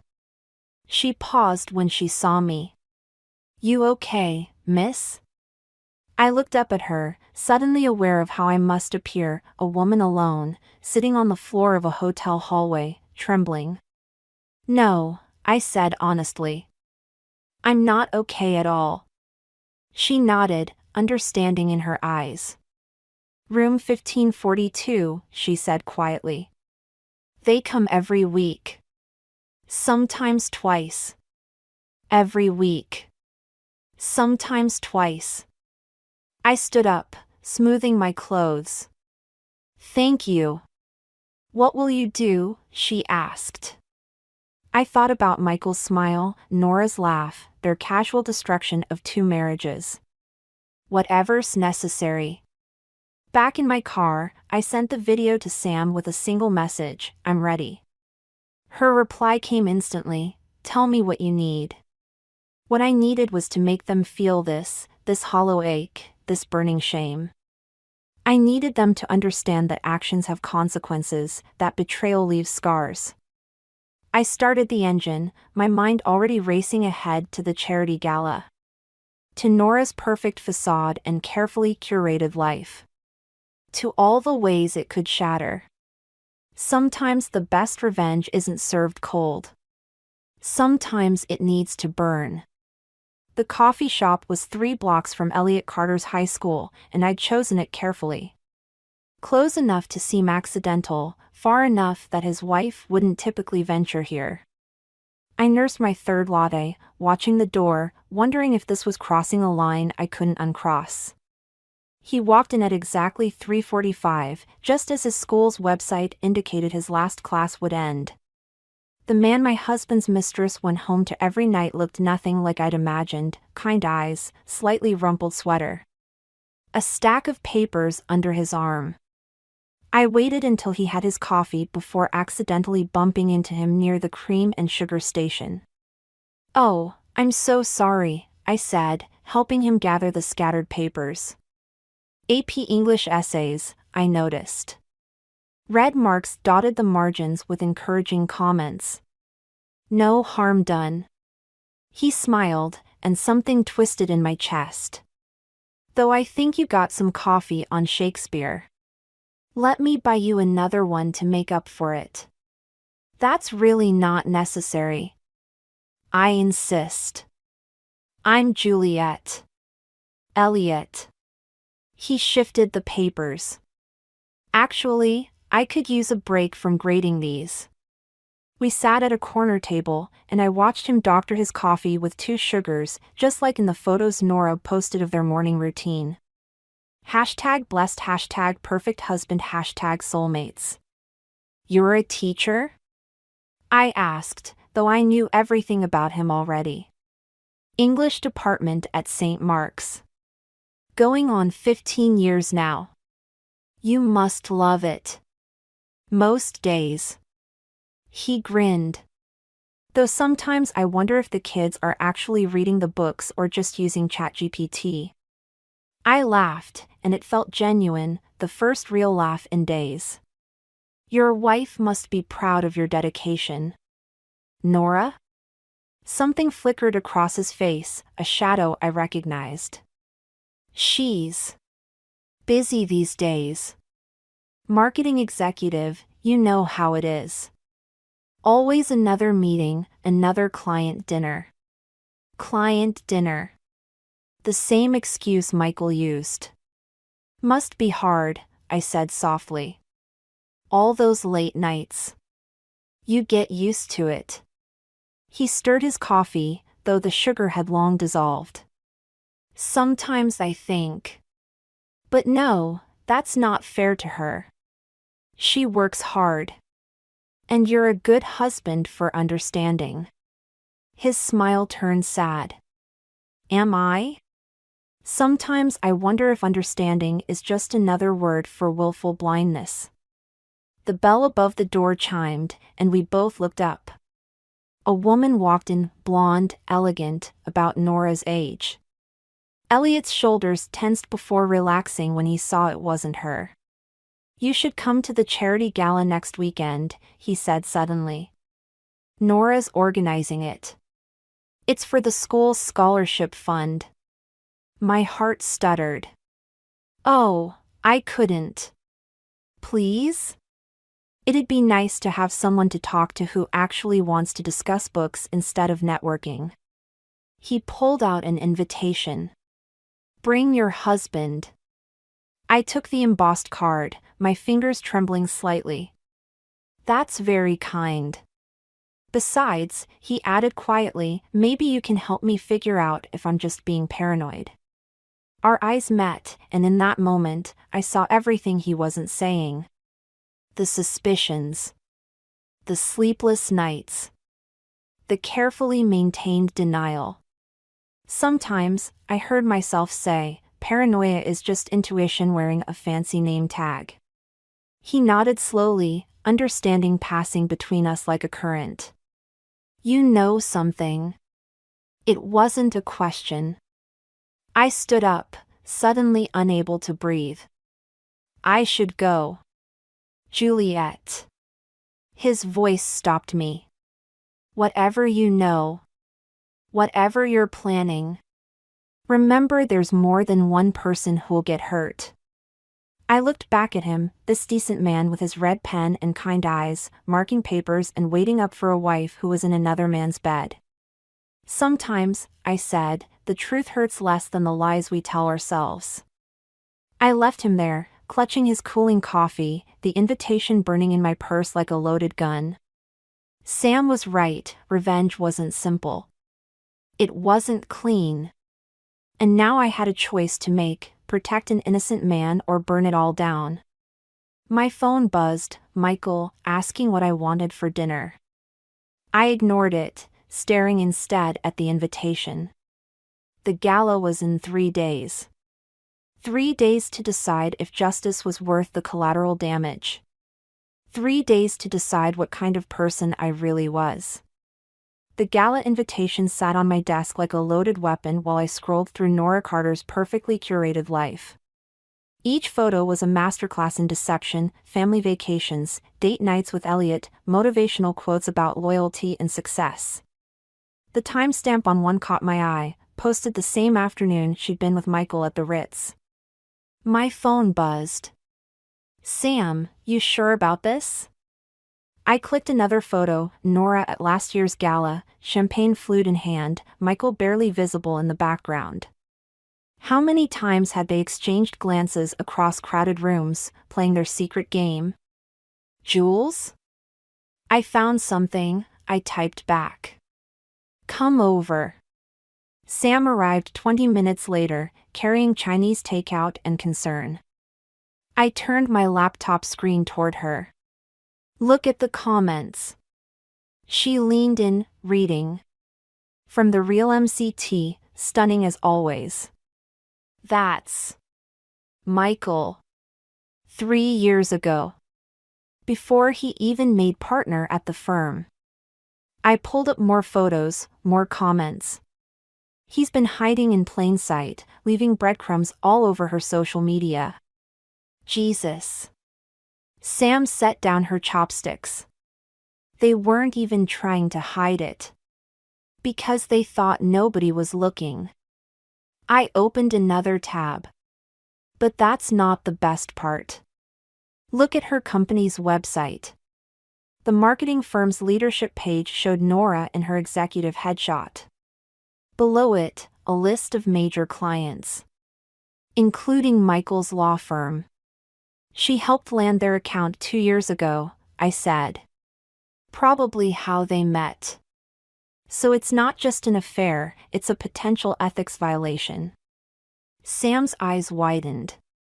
If the firm found out, they'd both lose everything. The thought should have satisfied me. Instead, it left me cold. But so would Elliot. The teacher? Jules, you can't protect everyone. He invited me to the gala. Asked me to help him figure out if he was being paranoid. I pushed away from the desk. You should have seen his face, Sam. He knows something's wrong, but he can't let himself believe it. Like you couldn't? The words hit like a slap. I stood up, pacing. This isn't about me. Isn't it? Sam followed me. You're obsessing over this woman's life, planning this elaborate revenge. When was the last time you actually dealt with how you feel? I feel fine. Really? Because you look like you haven't slept in days. The doorbell rang before I could respond. Through the window, I saw Michael's car in the driveway, home early for once. Hide this, I hissed, closing the laptop. Act normal.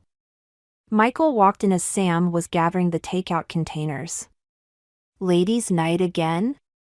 Just catching up, Sam said, her voice carefully neutral. I was just leaving. Stay, he said. I brought work home, but I'd love to hear what you two are up to. The casual line made my stomach turn. I watched him head upstairs to change, wondering how many times he'd said those exact words before meeting Nora. I can't keep doing this, I whispered once he was gone. Pretending everything's normal while they. Then don't. Sam gripped my shoulders. Confront him. Tell him what you know.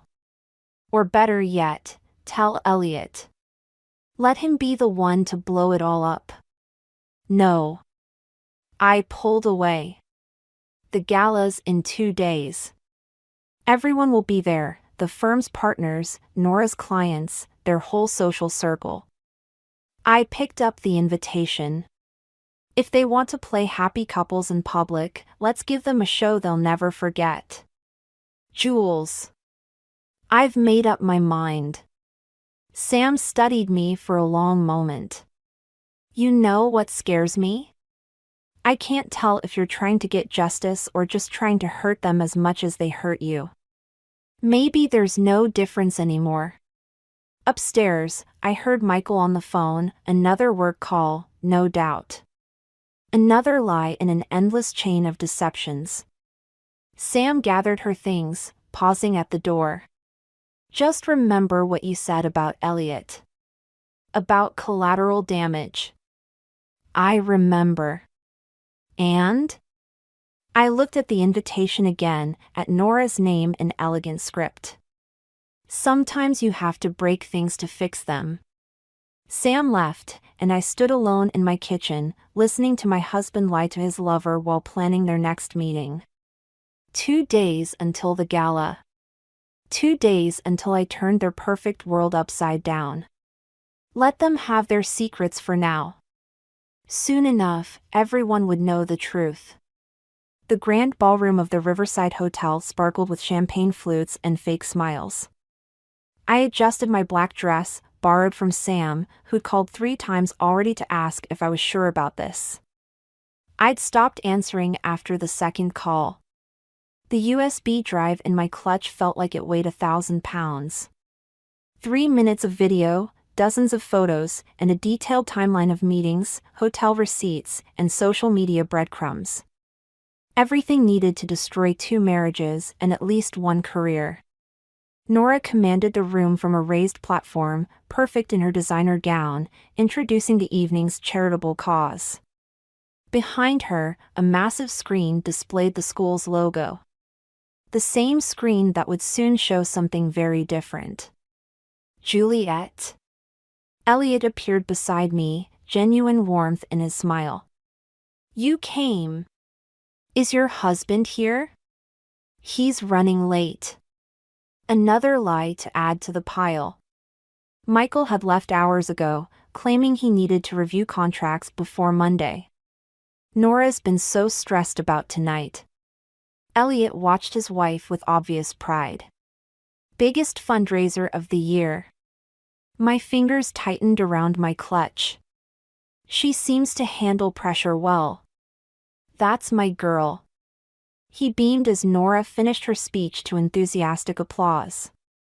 Listen, would you mind if I introduced you? She'd love to meet another professional woman who... Elliot. My voice cracked. Don't. He turned, confusion crossing his face. What's wrong? Before I could respond, I saw Michael slip into the ballroom through a side door. He caught Nora's eye across the room, and something passed between them, a look so intimate it made my stomach turn. I need some air, I muttered, pushing through the crowd toward the terrace. The night air hit my face like a slap. I gripped the stone balustrade, trying to steady my breathing. Below, the hotel's gardens stretched into darkness, and I wondered if I could just walk away. Disappear into the night and leave them to their lies. Jules? I froze. Michael stood in the doorway, champagne in hand. What are you doing here? Elliot invited me. I turned, studying my husband's face. Surprised? He shifted uncomfortably. I thought you had deadlines this weekend. Funny. I thought you had contracts to review. Something flickered in his eyes, recognition, maybe fear. Before he could respond, Nora appeared behind him. Michael, the senior partners want, oh. She stopped short, perfect smile faltering for just a moment. I'm sorry, I didn't realize. Nora, this is my wife, Juliet. Michael's voice was steady, practiced. Jules, this is Nora Carter, our marketing consultant. We shook hands, both of us wearing masks that felt paper thin. Her perfume, the same scent from the hotel hallway, made me want to scream. Your husband speaks so highly of you, she lied smoothly. Funny, he's never mentioned you. The tension crackled between us like static electricity. Inside, the MC was announcing the evening's presentation. We should get back, Michael said quickly. The partners. Of course. I smiled, all teeth. Don't let me keep you. They retreated together, not quite touching but moving in perfect synchronization. Through the glass doors, I saw Elliot watching them, a small frown creasing his forehead. My phone buzzed. Sam again, please don't do this. I looked at the USB drive, then at the happy couples mingling inside. At Michael and Nora, playing their parts to perfection. At Elliot, still watching with growing confusion. The MC's voice boomed through the speakers, and now, a special presentation about our scholarship program. My hand tightened around the drive. One upload and it would all come crashing down. The affair, the business connection, the years of lies, all of it exposed on that massive screen for everyone to see. But Elliot's kind eyes haunted me. The way he'd talked about books over coffee. The pride in his voice when he spoke about his students. The MC was calling for the tech team to start the presentation. It was now or never. I looked down at the garden again, at the darkness that promised escape. Then I straightened my shoulders and walked back inside, clutch held tight against my racing heart. Sometimes the worst revenge isn't what you do to others, it's what you force them to do to themselves. I found them in the hotel's conservatory, away from the crowd. Michael's hand rested on Nora's lower back as they whispered together, their faces close. The USB drive felt heavy in my hand as I stepped into the moonlit space. Don't let me interrupt. They jumped apart like guilty teenagers. Michael's tie was slightly askew, the same tie I'd bought him for our anniversary last year. Jules, he started. 3 years. My voice sounded strange even to me. 3 years of lies, and you couldn't even pick a different hotel. Nora's perfect composure cracked. How did you? Room 1542. Every Thursday. Sometimes Tuesdays. I moved closer, watching their faces. The housekeeper remembers you both. She was very helpful. Michael stepped forward. We can explain. Can you explain the firm's ethics policy on sleeping with marketing executives who handle their accounts? I turned to Nora. Or should we ask your board of directors about that? The color drained from her face. You wouldn't. I have everything. I held up the drive. The hotel receipts. The messages. The timeline of meetings that mysteriously align with your business relationship. One email to the right people and... Stop. Michael's voice shook. Please, just... Stop. Why should I? You didn't stop when I needed you. When I was waiting up nights, believing your lies about work. I looked at Nora. Did he tell you I miscarried last year? While you were together in that hotel room, I was losing our baby alone. Nora flinched. I didn't know. Of course you didn't. Because you only saw what you wanted to see. Both of you. Footsteps echoed from the hallway. We all turned as Elliot appeared in the doorway, confusion etched on his face. Nora? The presentation's about to, what's going on? The silence stretched like a wire about to snap. I watched Nora's perfect mask slip back into place, watched her reach for another lie. Nothing, honey. Just discussing the fundraiser. Don't. My voice cut.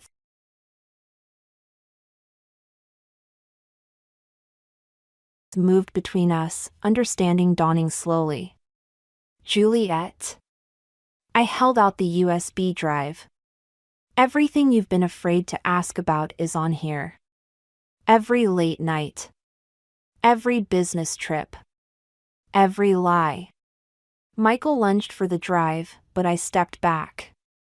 Jules, think about what you're doing. I have thought about it. For weeks, I've thought about nothing else. I turned to Elliot. I'm sorry. You deserved better than this. Nora made a small, broken sound. Please.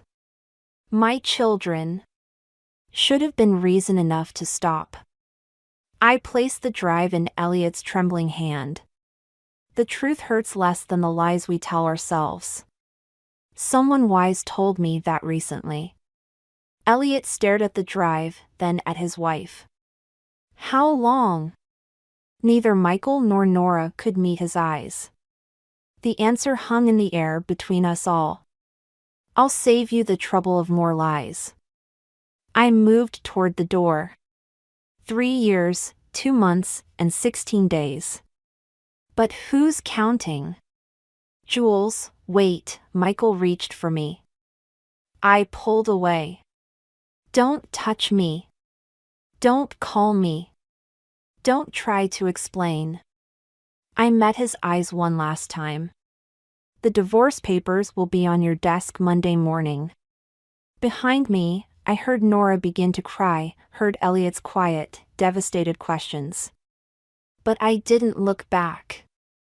I walked through the ballroom, past the curious glances and whispered conversations, out into the cool night air.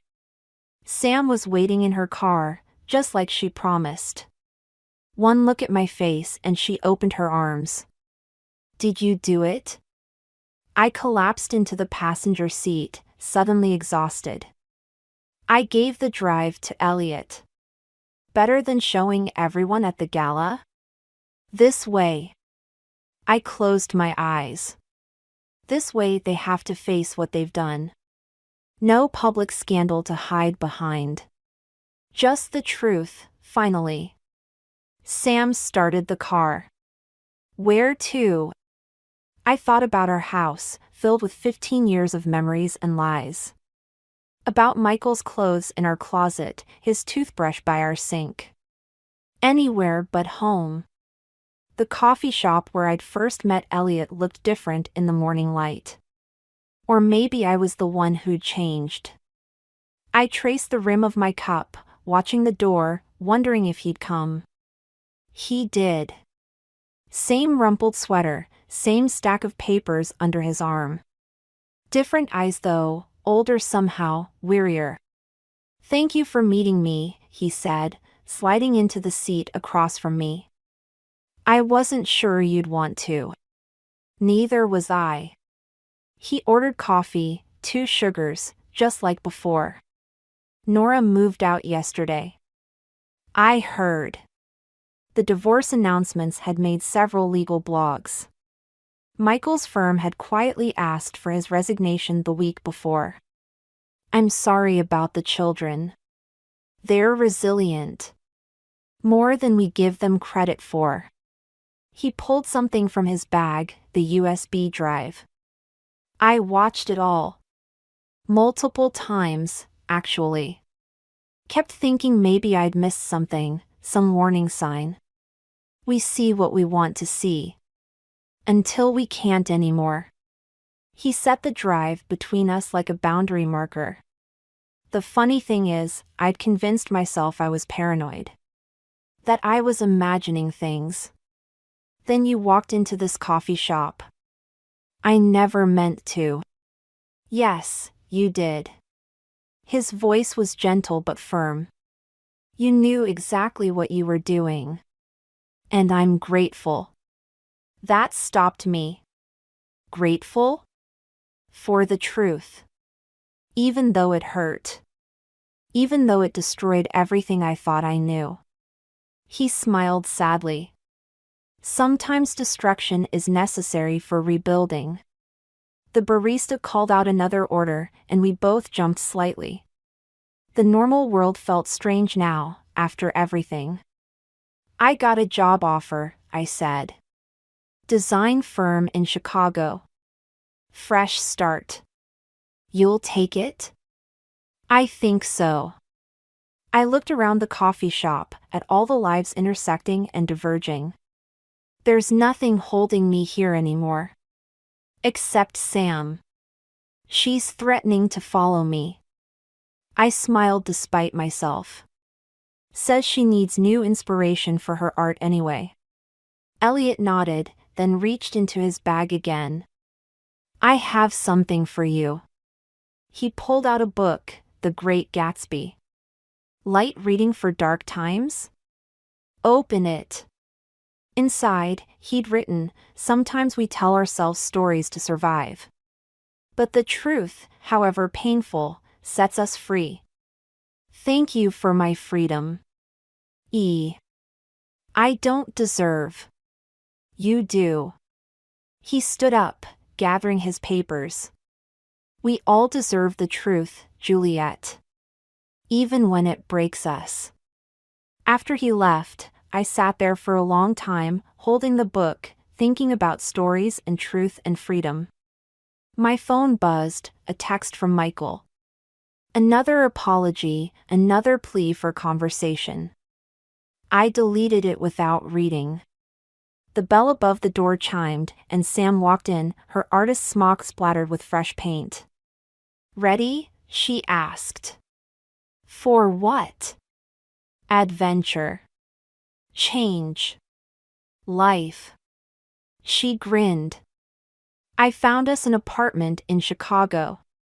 2 bedrooms, great light, walking distance to your new office and the best art district in the city. Us? You really think I'd let you do this alone? She sat down, stealing a sip of my coffee.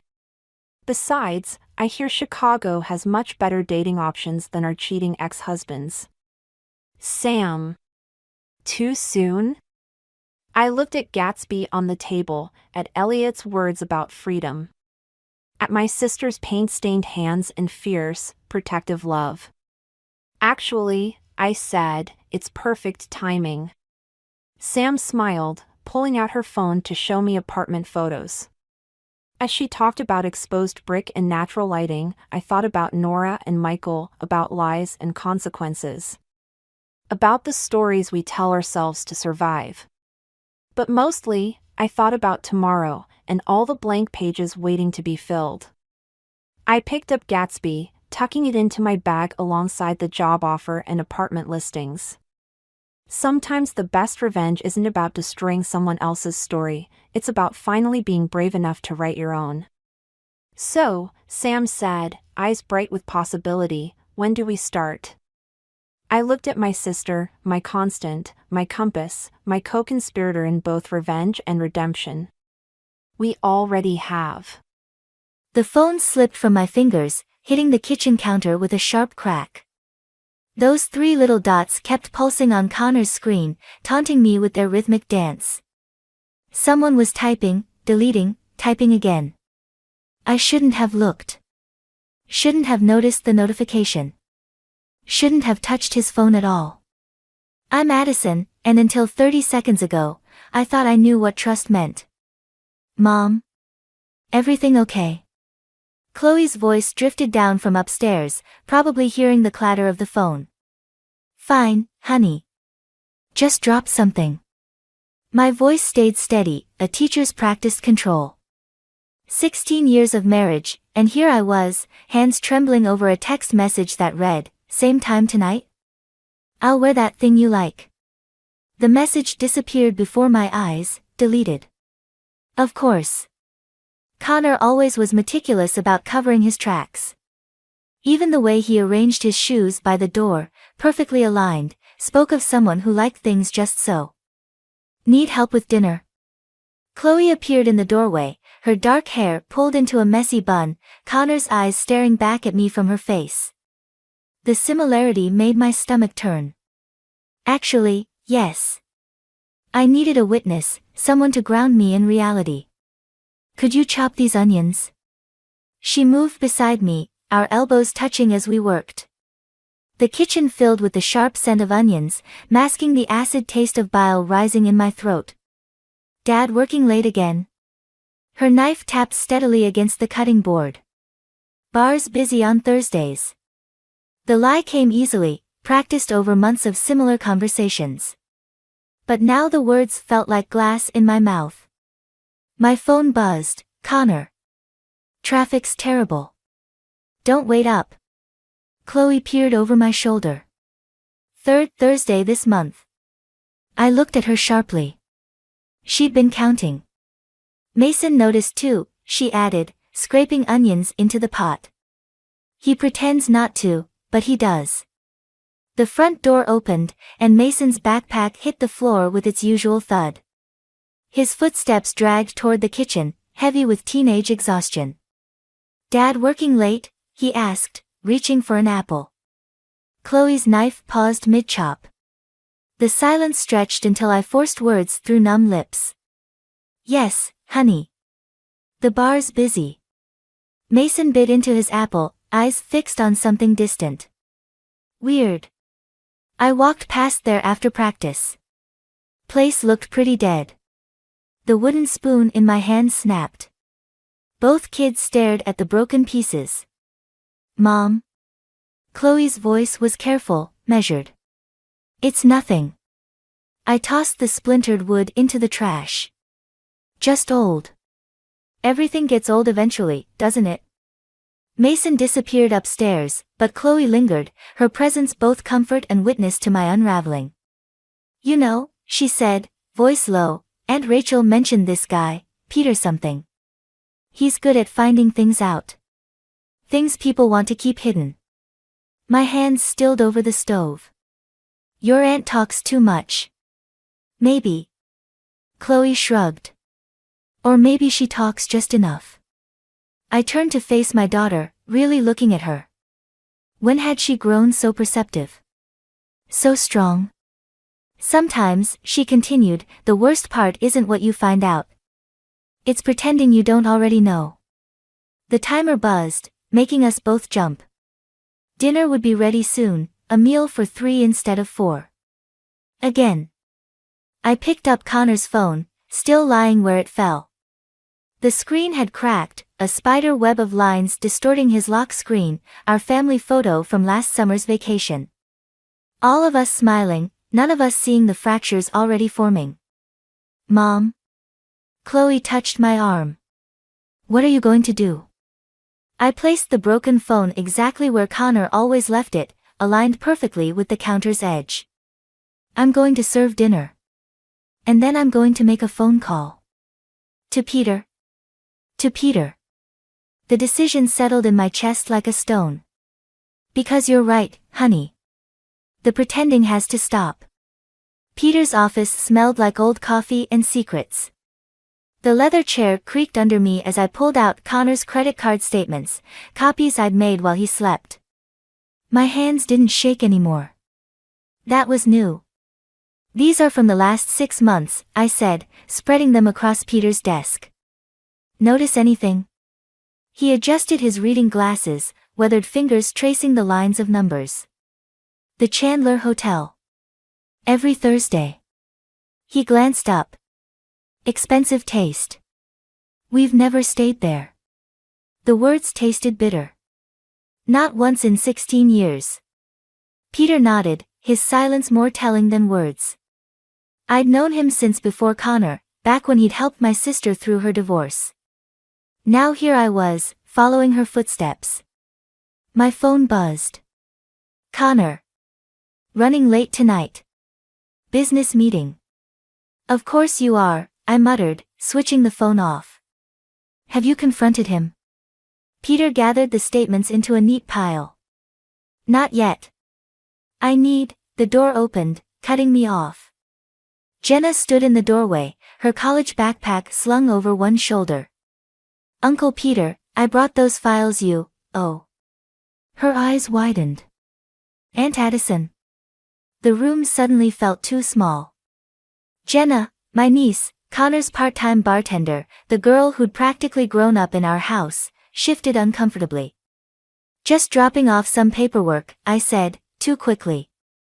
For the school fundraiser. Right. Jenna's laugh was nervous, high-pitched. I should go. My shift at the bar starts soon.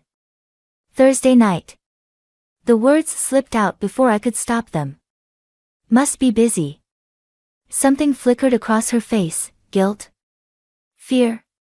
She practically fled the office. Peter watched her go, his expression unreadable. That's interesting. What is? The bar's closed on Thursdays. Has been for months. Renovation work. The room tilted sideways. I gripped the edge of his desk, knuckles white. Connor told me. He said. I know what he said. Peter's voice was gentle. Question is, what are you going to do about it? My phone lit up again, Chloe. Mom, Dad's home early. He's asking questions about where you are. I stood, gathering the statements. I need proof. Real proof. Addison. Peter's tone made me pause. Be careful. Sometimes the truth is worse than we imagine. At home, Connor was in the kitchen, cooking. He only cooked when he felt guilty. Where were you? His smile was perfect, practiced. I tried calling. Parent-teacher conferences. The lie came easily now. You know how it is. He nodded, stirring something that smelled like garlic and deception. Jenna's coming for dinner. Thought it would be nice, family time. My heart stopped. Jenna? Yeah, she seemed upset earlier. Said she could use some family support. Chloe appeared in the doorway, her eyes finding mine. I invited Mason's friend over too. For support. Connor's spatula paused mid-stir. What friend? Jake. His dad's a lawyer. Chloe's voice was innocent, but her message was clear. She was building witnesses. The more the merrier, I said, matching Connor's smile with one of my own. Two could play at this game of perfect families. Later, as everyone gathered around the dinner table, I watched how Jenna wouldn't meet my eyes. How Connor's hand shook slightly as he passed the bread. How Mason kept looking between them, picking up on the tension none of us would name. "So, Jenna," I said, cutting into my chicken. "How's work at the bar?" "Good." She stabbed a piece of broccoli. "Quiet on Thursdays." Connor's fork clattered against his plate. Chloe kicked me under the table, a warning or encouragement, I couldn't tell. "Funny," Mason said, "since it's closed for renovations." The silence that followed was deafening. Connor recovered first. Different sections, different days. You know how construction goes. But the crack was there, visible now. In his voice, in Jenna's rigid posture, in the way everyone at the table suddenly found their plates fascinating. I stood, gathering empty glasses. "Who wants dessert?" I made Connor's favorite. "Actually," Jenna pushed back her chair, "I should go." "But you've barely eaten," Connor protested. Our eyes met across the table, and for a moment, I saw fear in his. He knew. He knew that I knew. "Stay, Jenna," I said softly. "Family should stick together, don't you think?" The timer in the kitchen went off, shrill and insistent. Someone had to break first. It was just a matter of time. The Chandler Hotel receipt burned in my pocket as I walked through its marble lobby. Everything gleamed, the floors, the fixtures, the fake smiles of the staff. The kind of place that charged extra for secrets. "Can I help you?"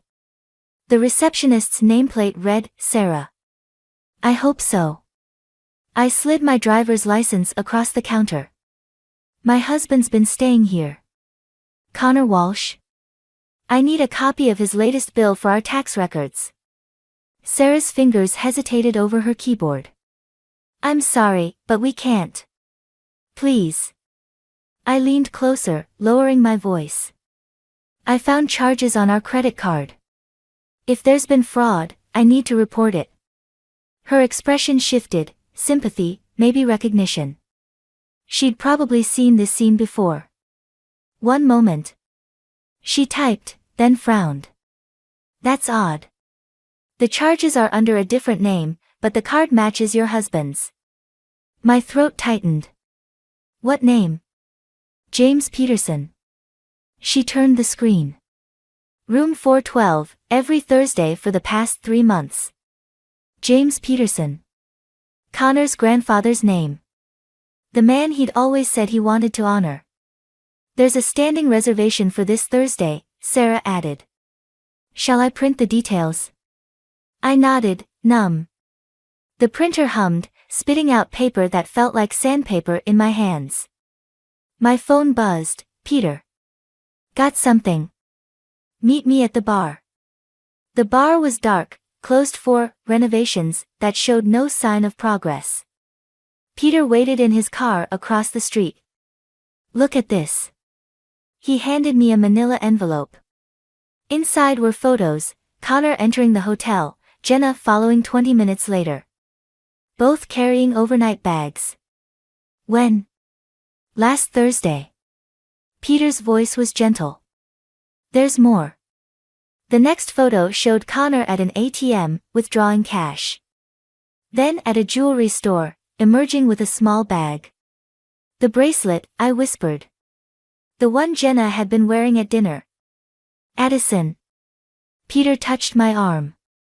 "The hotel receipts, the jewelry, it's not the whole story. Look at the last photo." It was grainy, taken through a window. Connor and Jenna at a table, papers spread between them. One looked like a passport. "He's planning something," Peter said. "Something bigger than an affair." My phone lit up. "Connor. Working late again. Don't wait up." I looked at the hotel reservation in my hand. 3 hours from now, room 412. I need to see that room. Peter's eyes widened. "Addison, don't." Sarah will help me. My voice sounded strange, distant. She understands. The hotel key card felt heavy in my hand. Sarah had barely hesitated when I explained. Another woman who knew the taste of betrayal. Room 412 was pristine, waiting for its Thursday guests. I moved through it like a ghost, touching nothing, seeing everything. 2 water glasses by the bed. A forgotten hair tie on the bathroom counter. Jenna's brand. The closet door was ajar. Inside, a small safe stood open. Empty, except for a folded paper that had slipped behind it. My hands shook as I retrieved it. A bank statement from the Cayman Islands. Connor's grandfather's name again, but recent dates. Large deposits. My phone buzzed again. Chloe, Mom, where are you? Dad came home, but left again. He's acting weird. Then Mason, Mom, I heard Dad on the phone. Something about tickets. And finally Peter, get out of there. Now. Footsteps in the hallway. Keys jingling. I slipped into the bathroom, heart pounding. The door opened. You're early. Connor's voice. Had to make sure everything was ready. Jenna. Tickets are confirmed. Once the transfer clears next week, we're gone. What about Addison? The kids? A pause. They'll be fine. The divorce papers are ready. She'll get the house, enough money to keep quiet. She's not stupid, Connor. She knows something's wrong. By the time she figures it out, we'll be gone. 3 million buys a lot of distance. I pressed my hand against my mouth, stifling a laugh or a scream. 3 million. Our life reduced to a number. My phone buzzed silently. Peter again, police are on their way. Anonymous tip about fraud. Stay hidden. Through the bathroom door, I heard champagne being poured. Celebrations beginning. Endings too. I touched the bank statement in my pocket. Sometimes the worst betrayals aren't about the heart at all. Sirens wailed in the distance, growing closer. In the other room, glasses clinked together in a toast to futures that would never come. The police station hummed with fluorescent lights and half-truths. I sat across from Detective Morris, the Cayman Islands bank statement between us, while Connor spent his first night in a holding cell. $3 million, Morris said, tapping the paper. That's a lot of renovation money. Funny how expensive lies can be. My voice didn't shake anymore. That should have scared me. Mrs. Walsh, we'll need you to sign these statements. He slid papers across his desk. But there's something else you should know. A knock interrupted us. Jenna stood in the doorway, wearing that damned bracelet. Her eyes were red, mascara smudged. I'm ready to talk, she said. Morris nodded. Have a seat. I stood to leave, but Jenna caught my arm. Stay. Please. You need to hear this. The bracelet glinted under the harsh lights. Connor's grandfather's name echoed in my head, James Peterson. A dead man's identity used to steal from the living. The money, Jenna started, then stopped. Swallowed. It wasn't just from the bar. Morris leaned forward. Go on. Connor. He's been running something bigger. The bar was just a front. She twisted the bracelet around her wrist. I thought I was helping with bookkeeping, but then I saw the real numbers. My phone buzzed. Chloe, Mom, there are people at the house. They're asking about Dad's business partners. Then Mason, Mom, they're taking Dad's computers. Mrs. Walsh. Morris was watching me. Your children are safe. We have officers there. Jenna's voice cracked. I'm so sorry, Aunt Addison. He said if I didn't help, he'd tell everyone about the accident. What accident? She pulled up her sleeve.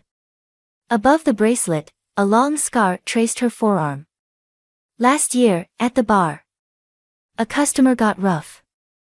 Connor. He handled it.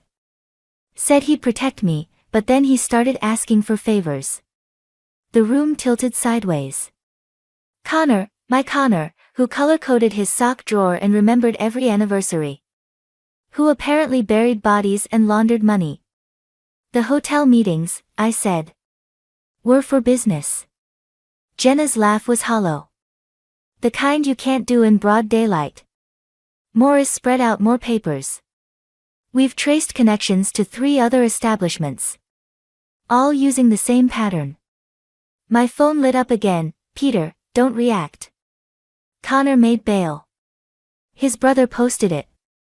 The brother we hadn't spoken to in 5 years. The one Connor said was trouble. Detective, my voice was steady, I need protection for my children. Already arranged. He gestured to an officer. We'll have someone escort you. No. Jenna stood abruptly. You can't go home. Connor has a backup plan. He always has a backup plan. The bracelet caught the light again, and suddenly I understood. It's not just jewelry, is it? She unclasped it, handed it to Morris. Look inside the links. The detective examined it under a magnifying glass. USB drives. Clever. Everything's there, Jenna whispered. Every transaction, every name. He gave it to me as insurance, but really it was a trap. If anything happened, I'd go down too. My phone buzzed one final time, an unknown number. You have no idea what you've started. Connor's voice, even in text, was perfectly controlled. Like his sock drawer. Like his lies. Detective, I stood, gathering my coat, I need to make a call.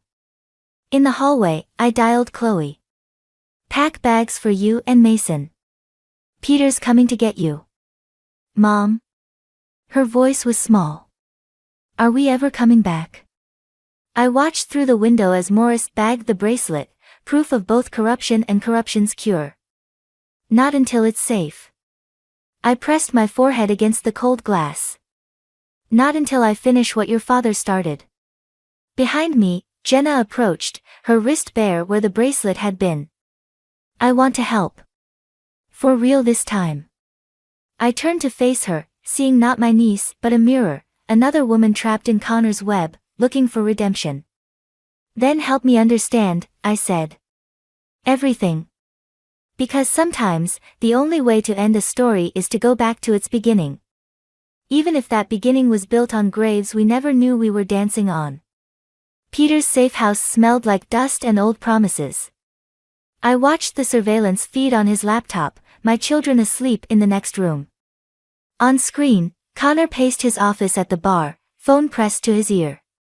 The cameras were Jenna's idea, Peter said, adjusting the volume. She planted them yesterday. The audio crackled. Connor's voice filled the room. No, listen. The police don't have everything. The bracelet's just insurance. Yes, I know what happens if, don't threaten me. Jenna sat beside me, her bare wrist a reminder of what we'd given up. There's more coming. Watch. On screen, Connor's brother Marcus entered the frame.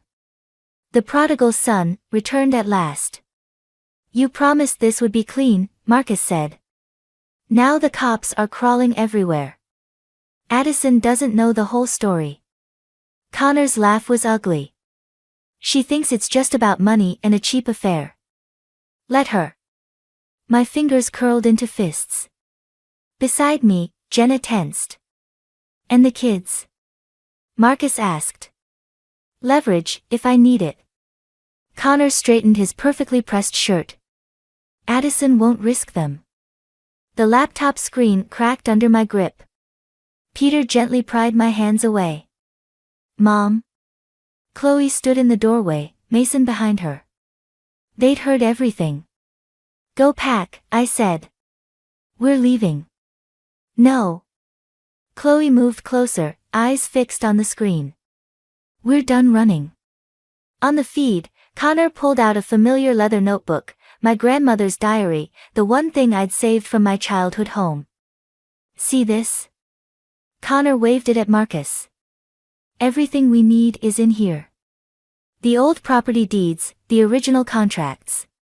Once we have those, the development deal goes through, Marcus finished. And the money gets cleaned through the construction. Perfect crime. My grandmother's land. The acres of forest she'd protected, that I'd inherited. That Connor had been trying to get me to sign over for months. He can't access it without your signature, Peter said quietly. No. I watched Connor slide the diary into his safe. But he can make me sign. Jenna stood abruptly. I need to go back. What? No. The word came out sharp. He trusts me now. Thinks I'm terrified of the police finding out about everything. She touched her scarred arm. I can get into that safe. It's too dangerous. But even as I said it, I knew she was right. Mason stepped forward, his quiet voice steady. Dad always said I was just like him. Maybe it's time to use that. What do you mean? He'll expect me to come home. The dutiful son, worried about his father. His smile was pure Connor. I can distract him while Jenna gets the diary. Absolutely not. But Chloe was already nodding. I'll create a scene at school, she said. He'll have to come deal with it. Administrative emergency, parent conference. You've all lost your minds.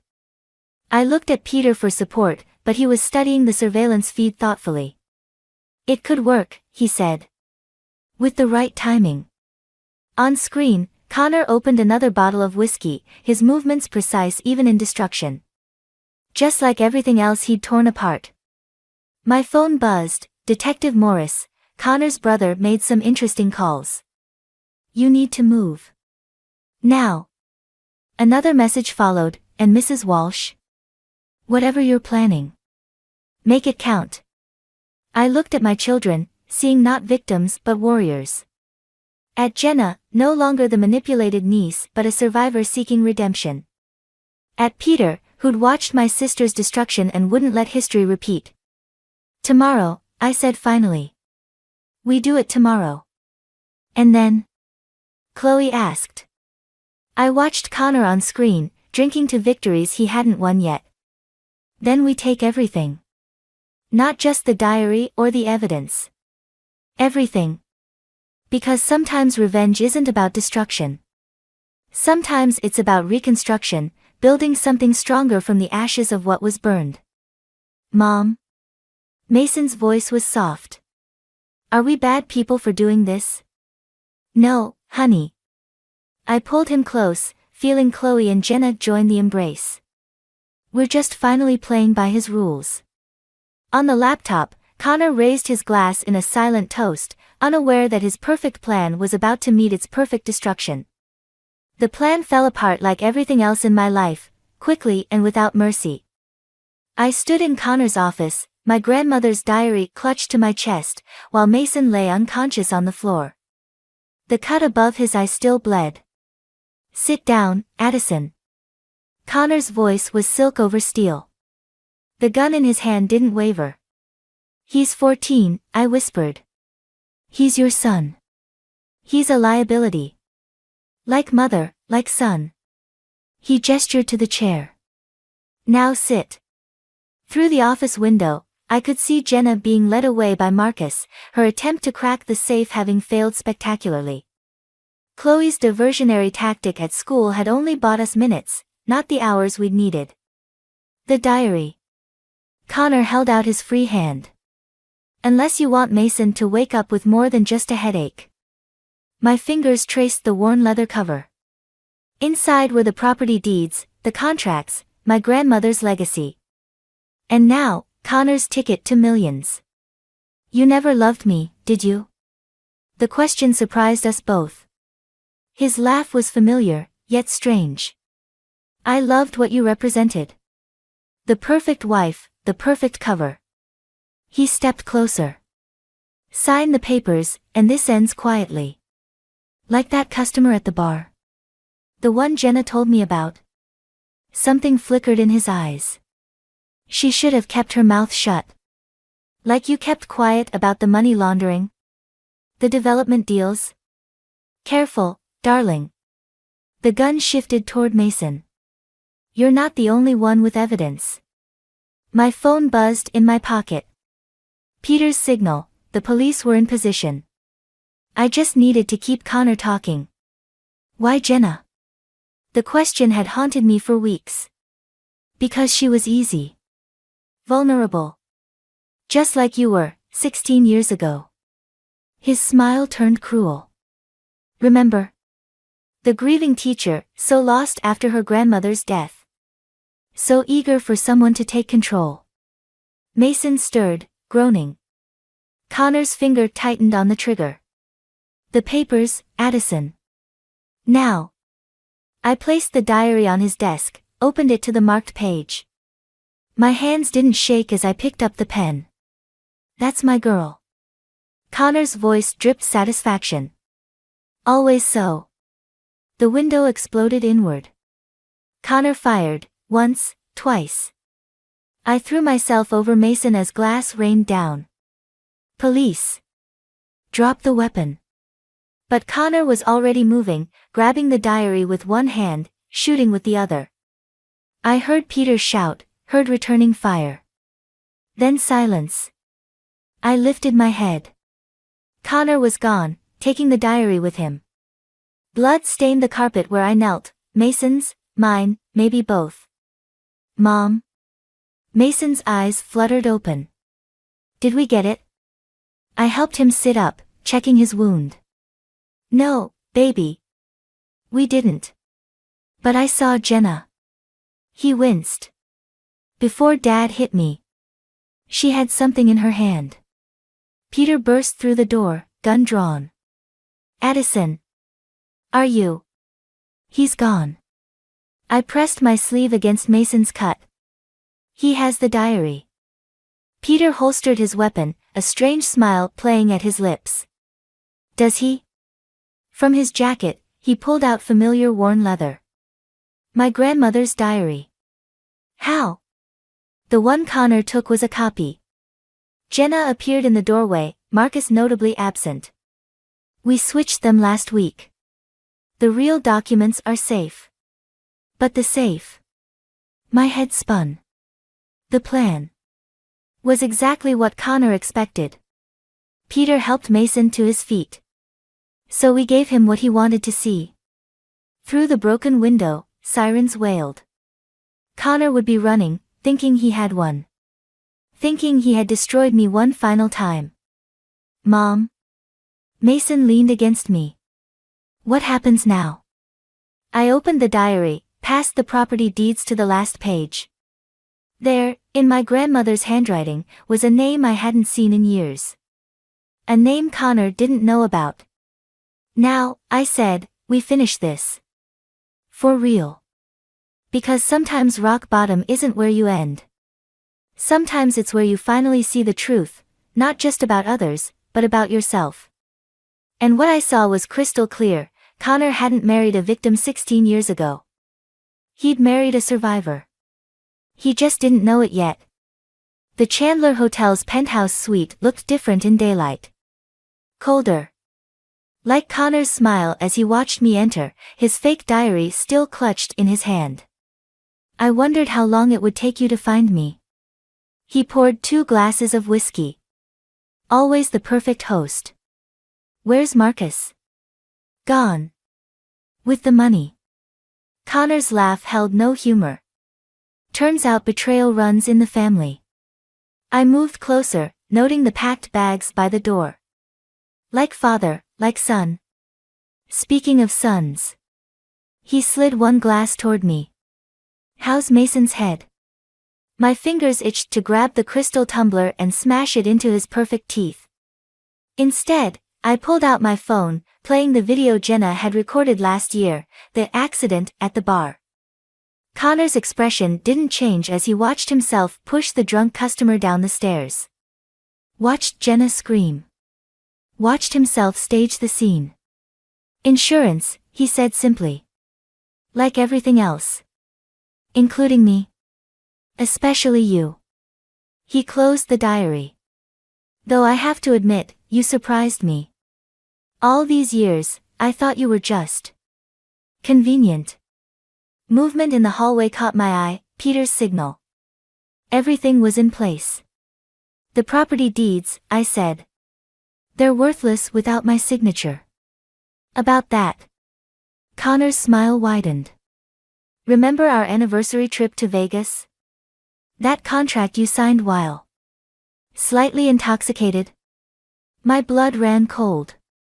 You didn't. Power of attorney. Limited, but enough. He pulled out another document. Everything transfers tomorrow.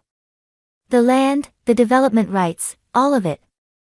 There's just one problem. I finally picked up the whiskey glass. You're reading the wrong diary. The door burst open. Detective Morris entered, followed by Peter and, most surprisingly, Marcus. Hello, brother, Marcus said. Sorry about the money. Had to make it look good. Connor's composure cracked. What? I opened my grandmother's real diary to the last page. Remember when you asked about my grandfather? The one who disappeared before I was born. Understanding dawned in his eyes as he read the name, James Peterson. Your grandfather's identity, he whispered. The one I used for money laundering. Tax evasion. Murder. Morris stepped forward. We have it all, Mr. Walsh. Including your Vegas paperwork. Forgery's a serious charge. Connor lunged for the balcony. I moved without thinking, years of suppressed rage finding their target. The whiskey glass shattered against his temple. He stumbled, fell. That's for Mason, I said. Peter and Morris moved to restrain him, but Connor was laughing through the blood. You think this changes anything? He spat. You're still the grieving teacher. The convenient wife. The perfect victim. No. Jenna appeared in the doorway, holding a familiar bracelet. She's the woman who taught me to stop being afraid. The USB drives hidden in the bracelet's links contained everything, every transaction, every threat, every carefully orchestrated manipulation. Including his confession from moments ago. You recorded, Connor's mask finally shattered completely. Like you taught me, Jenna said. Insurance. Morris read him his rights while Peter checked his restraints. Through it all, Connor kept his eyes on me. I did love you, he said quietly. In my way. I know. I gathered the real diary, the evidence of his crimes. That's what makes this perfect. What does? Knowing that for 16 years, you thought you were destroying me. I moved to the door. When really, I was learning how to destroy you. Mom? Chloe waited in the hallway, Mason beside her. Both stronger than I'd ever been at their age. It's done, I said. Behind us, Connor called my name one last time. I didn't turn around. Some endings don't need an audience. In the elevator, Mason touched the fading cut above his eye. Was it worth it? I looked at my children, at Jenna, at the family we'd pieced together from broken trust and shared survival. Ask me tomorrow, I said. Because some victories take time to feel real. And some scars need to fade before you can see them as battle wounds rather than weaknesses. But tomorrow was finally ours to decide. The courthouse steps felt colder than they should in spring. I watched Connor being led away in handcuffs, his perfect posture finally broken. He didn't look back. Neither did I. Ready? Peter held out my grandmother's diary. Inside the courtroom, the evidence had spoken for itself. The USB drives, the financial records, the video confession. But it was the diary that had sealed everything, my grandfather's identity, the original property deeds, the truth Connor had tried to steal. Almost. I turned to face the gathered press. They wanted their story, the betrayed wife, the corrupt businessman, the perfect family shattered. But that wasn't my story to tell anymore. Jenna stepped forward, her scarred arm now worn like a badge. I'll handle the statements. You don't have to, I said. I do. She squared her shoulders. For both of us. Mason touched the fading cut above his eye.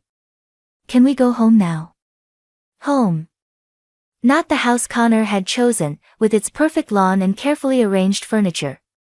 Something new. Something ours. Actually, Chloe pulled out a set of keys, my grandmother's old house keys. I have an idea about that. The property stretched before us, acres of forest Connor had tried to steal. The old house stood exactly as I remembered, waiting. It needs work, Peter observed. Good. I watched Mason wander toward the creek where I'd played as a child. We need something to build. Mom? Chloe's voice was hesitant. There's something else you should know. She handed me her phone.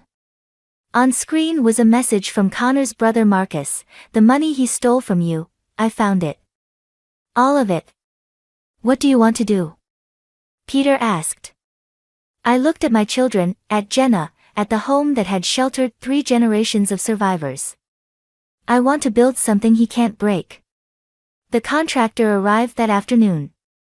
As she surveyed the property, I opened the diary one last time. Past the deeds and documents, past the evidence that had destroyed Connor's empire, to a letter I'd never shown anyone. Not even in court. My dearest Addison, my grandmother's handwriting flowed across the page. By the time you read this, you'll understand why your grandfather disappeared. Why I had to protect what was ours. Sometimes the greatest act of love is knowing when to fight back. Mom? Mason called from the creek. Look what I found. He held up a piece of sea glass, smoothed by water and time. Green, like his eyes. Like Connor's eyes. Keep it, I said. Some things are worth remembering. Even the bad stuff. Especially the bad stuff. I touched his healed cut. It shows us who we really are. Jenna joined us, her phone buzzing with interview requests. They want to know what happens next. Tell them the truth, Chloe said. Tell them we're building something. The contractor's estimate arrived, repairs, renovations, new beginnings. All funded by Connor's hidden accounts, now frozen and seized.